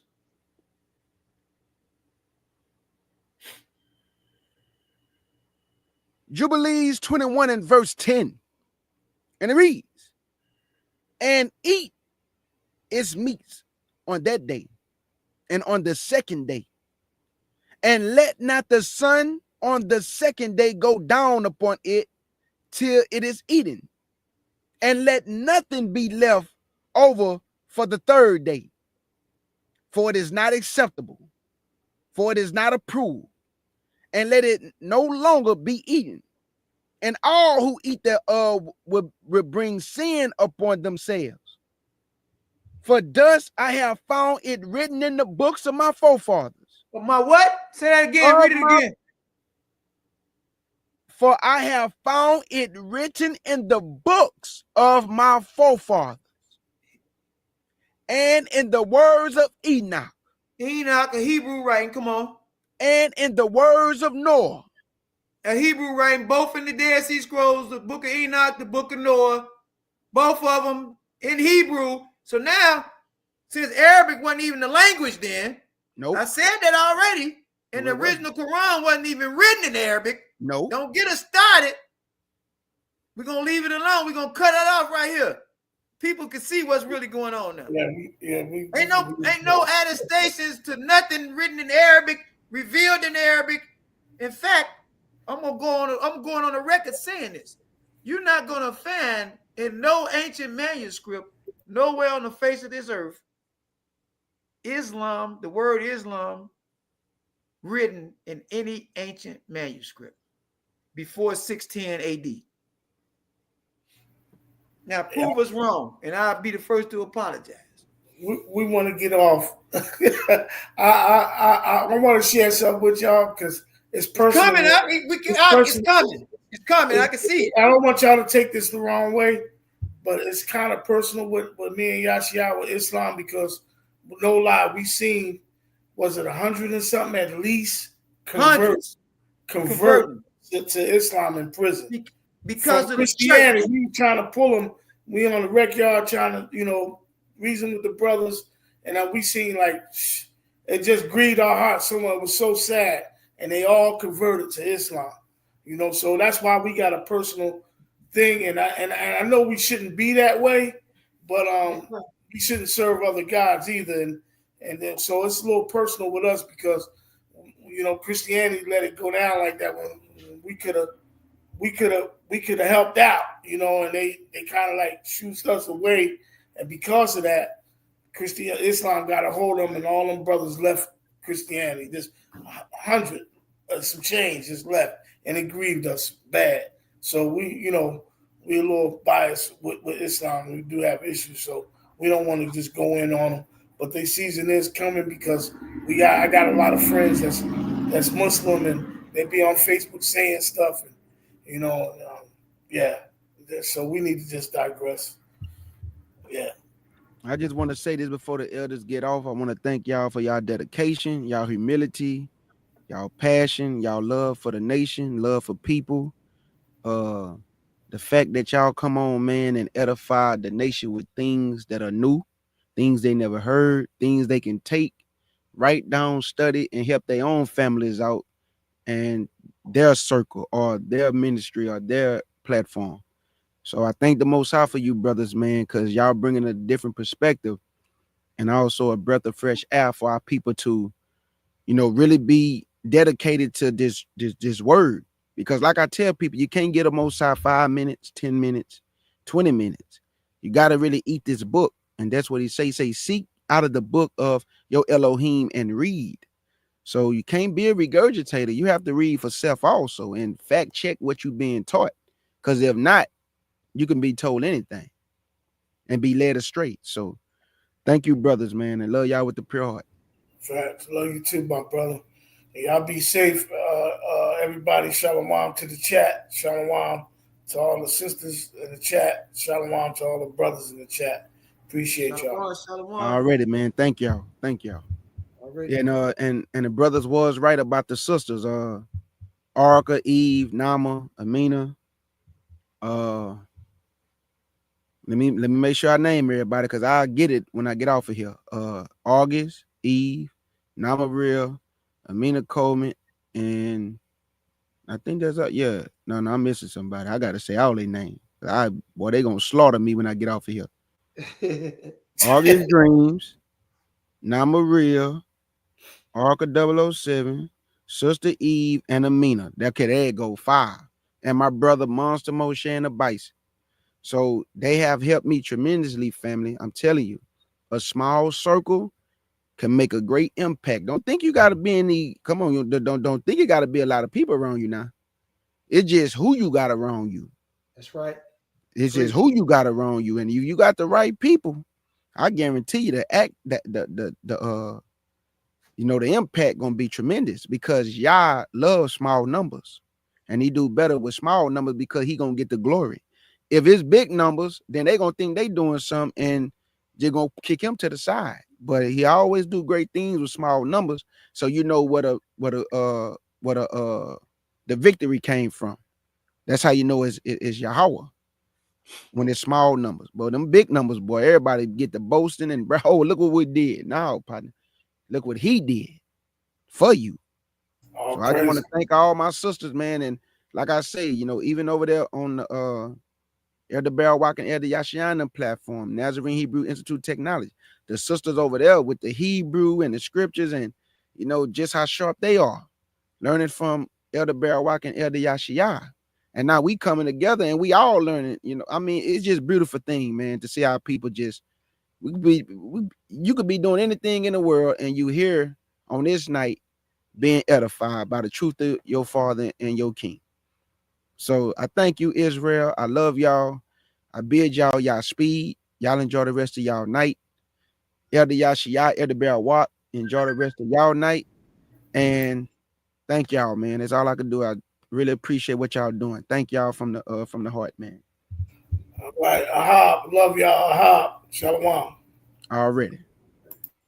All right, family. We're going to end it like this. Yeah. Better days, I pray for better days. Working hard cause I want extra pay.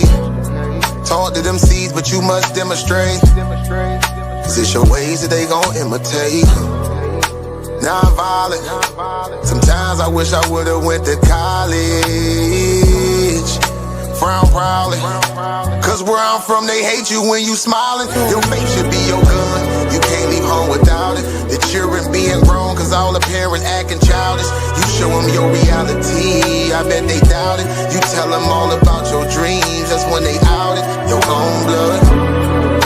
Ain't no family no more. They do you badly for show. You try to patch up your soul, Lord knows you on a mission to show him you so submissive. The prayer said in silence, you know the devil can hear him, pay attention.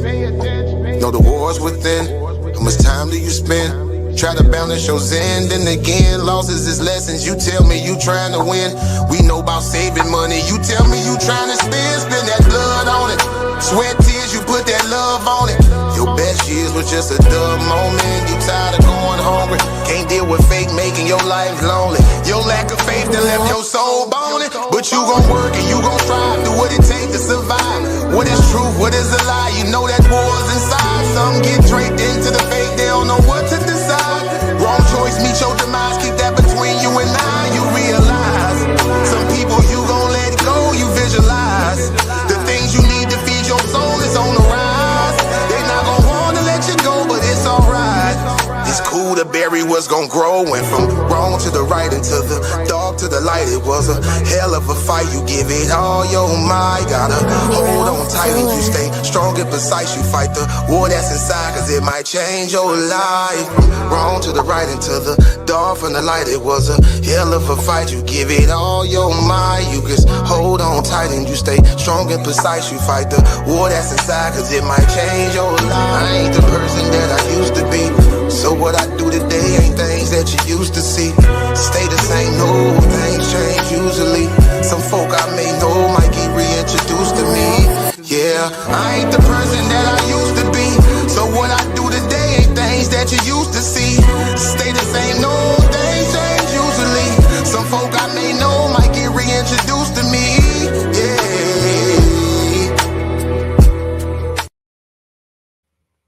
In the words of my beloved sister August Dreams, thank y'all for coming to the Lion's Den with the CUC family and the Nazarene Hebrew Institute of Technology to edify the nation with the truth and with the love of Yahweh. Let's get it.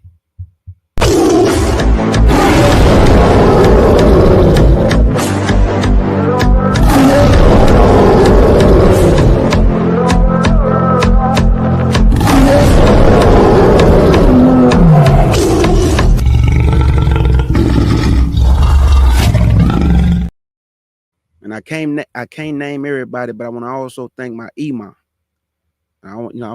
Many people I learned from, they edify me. So my imam, my brother Obadiah, Shosham, and most certainly Elder Yashiyah and Elder Belwak.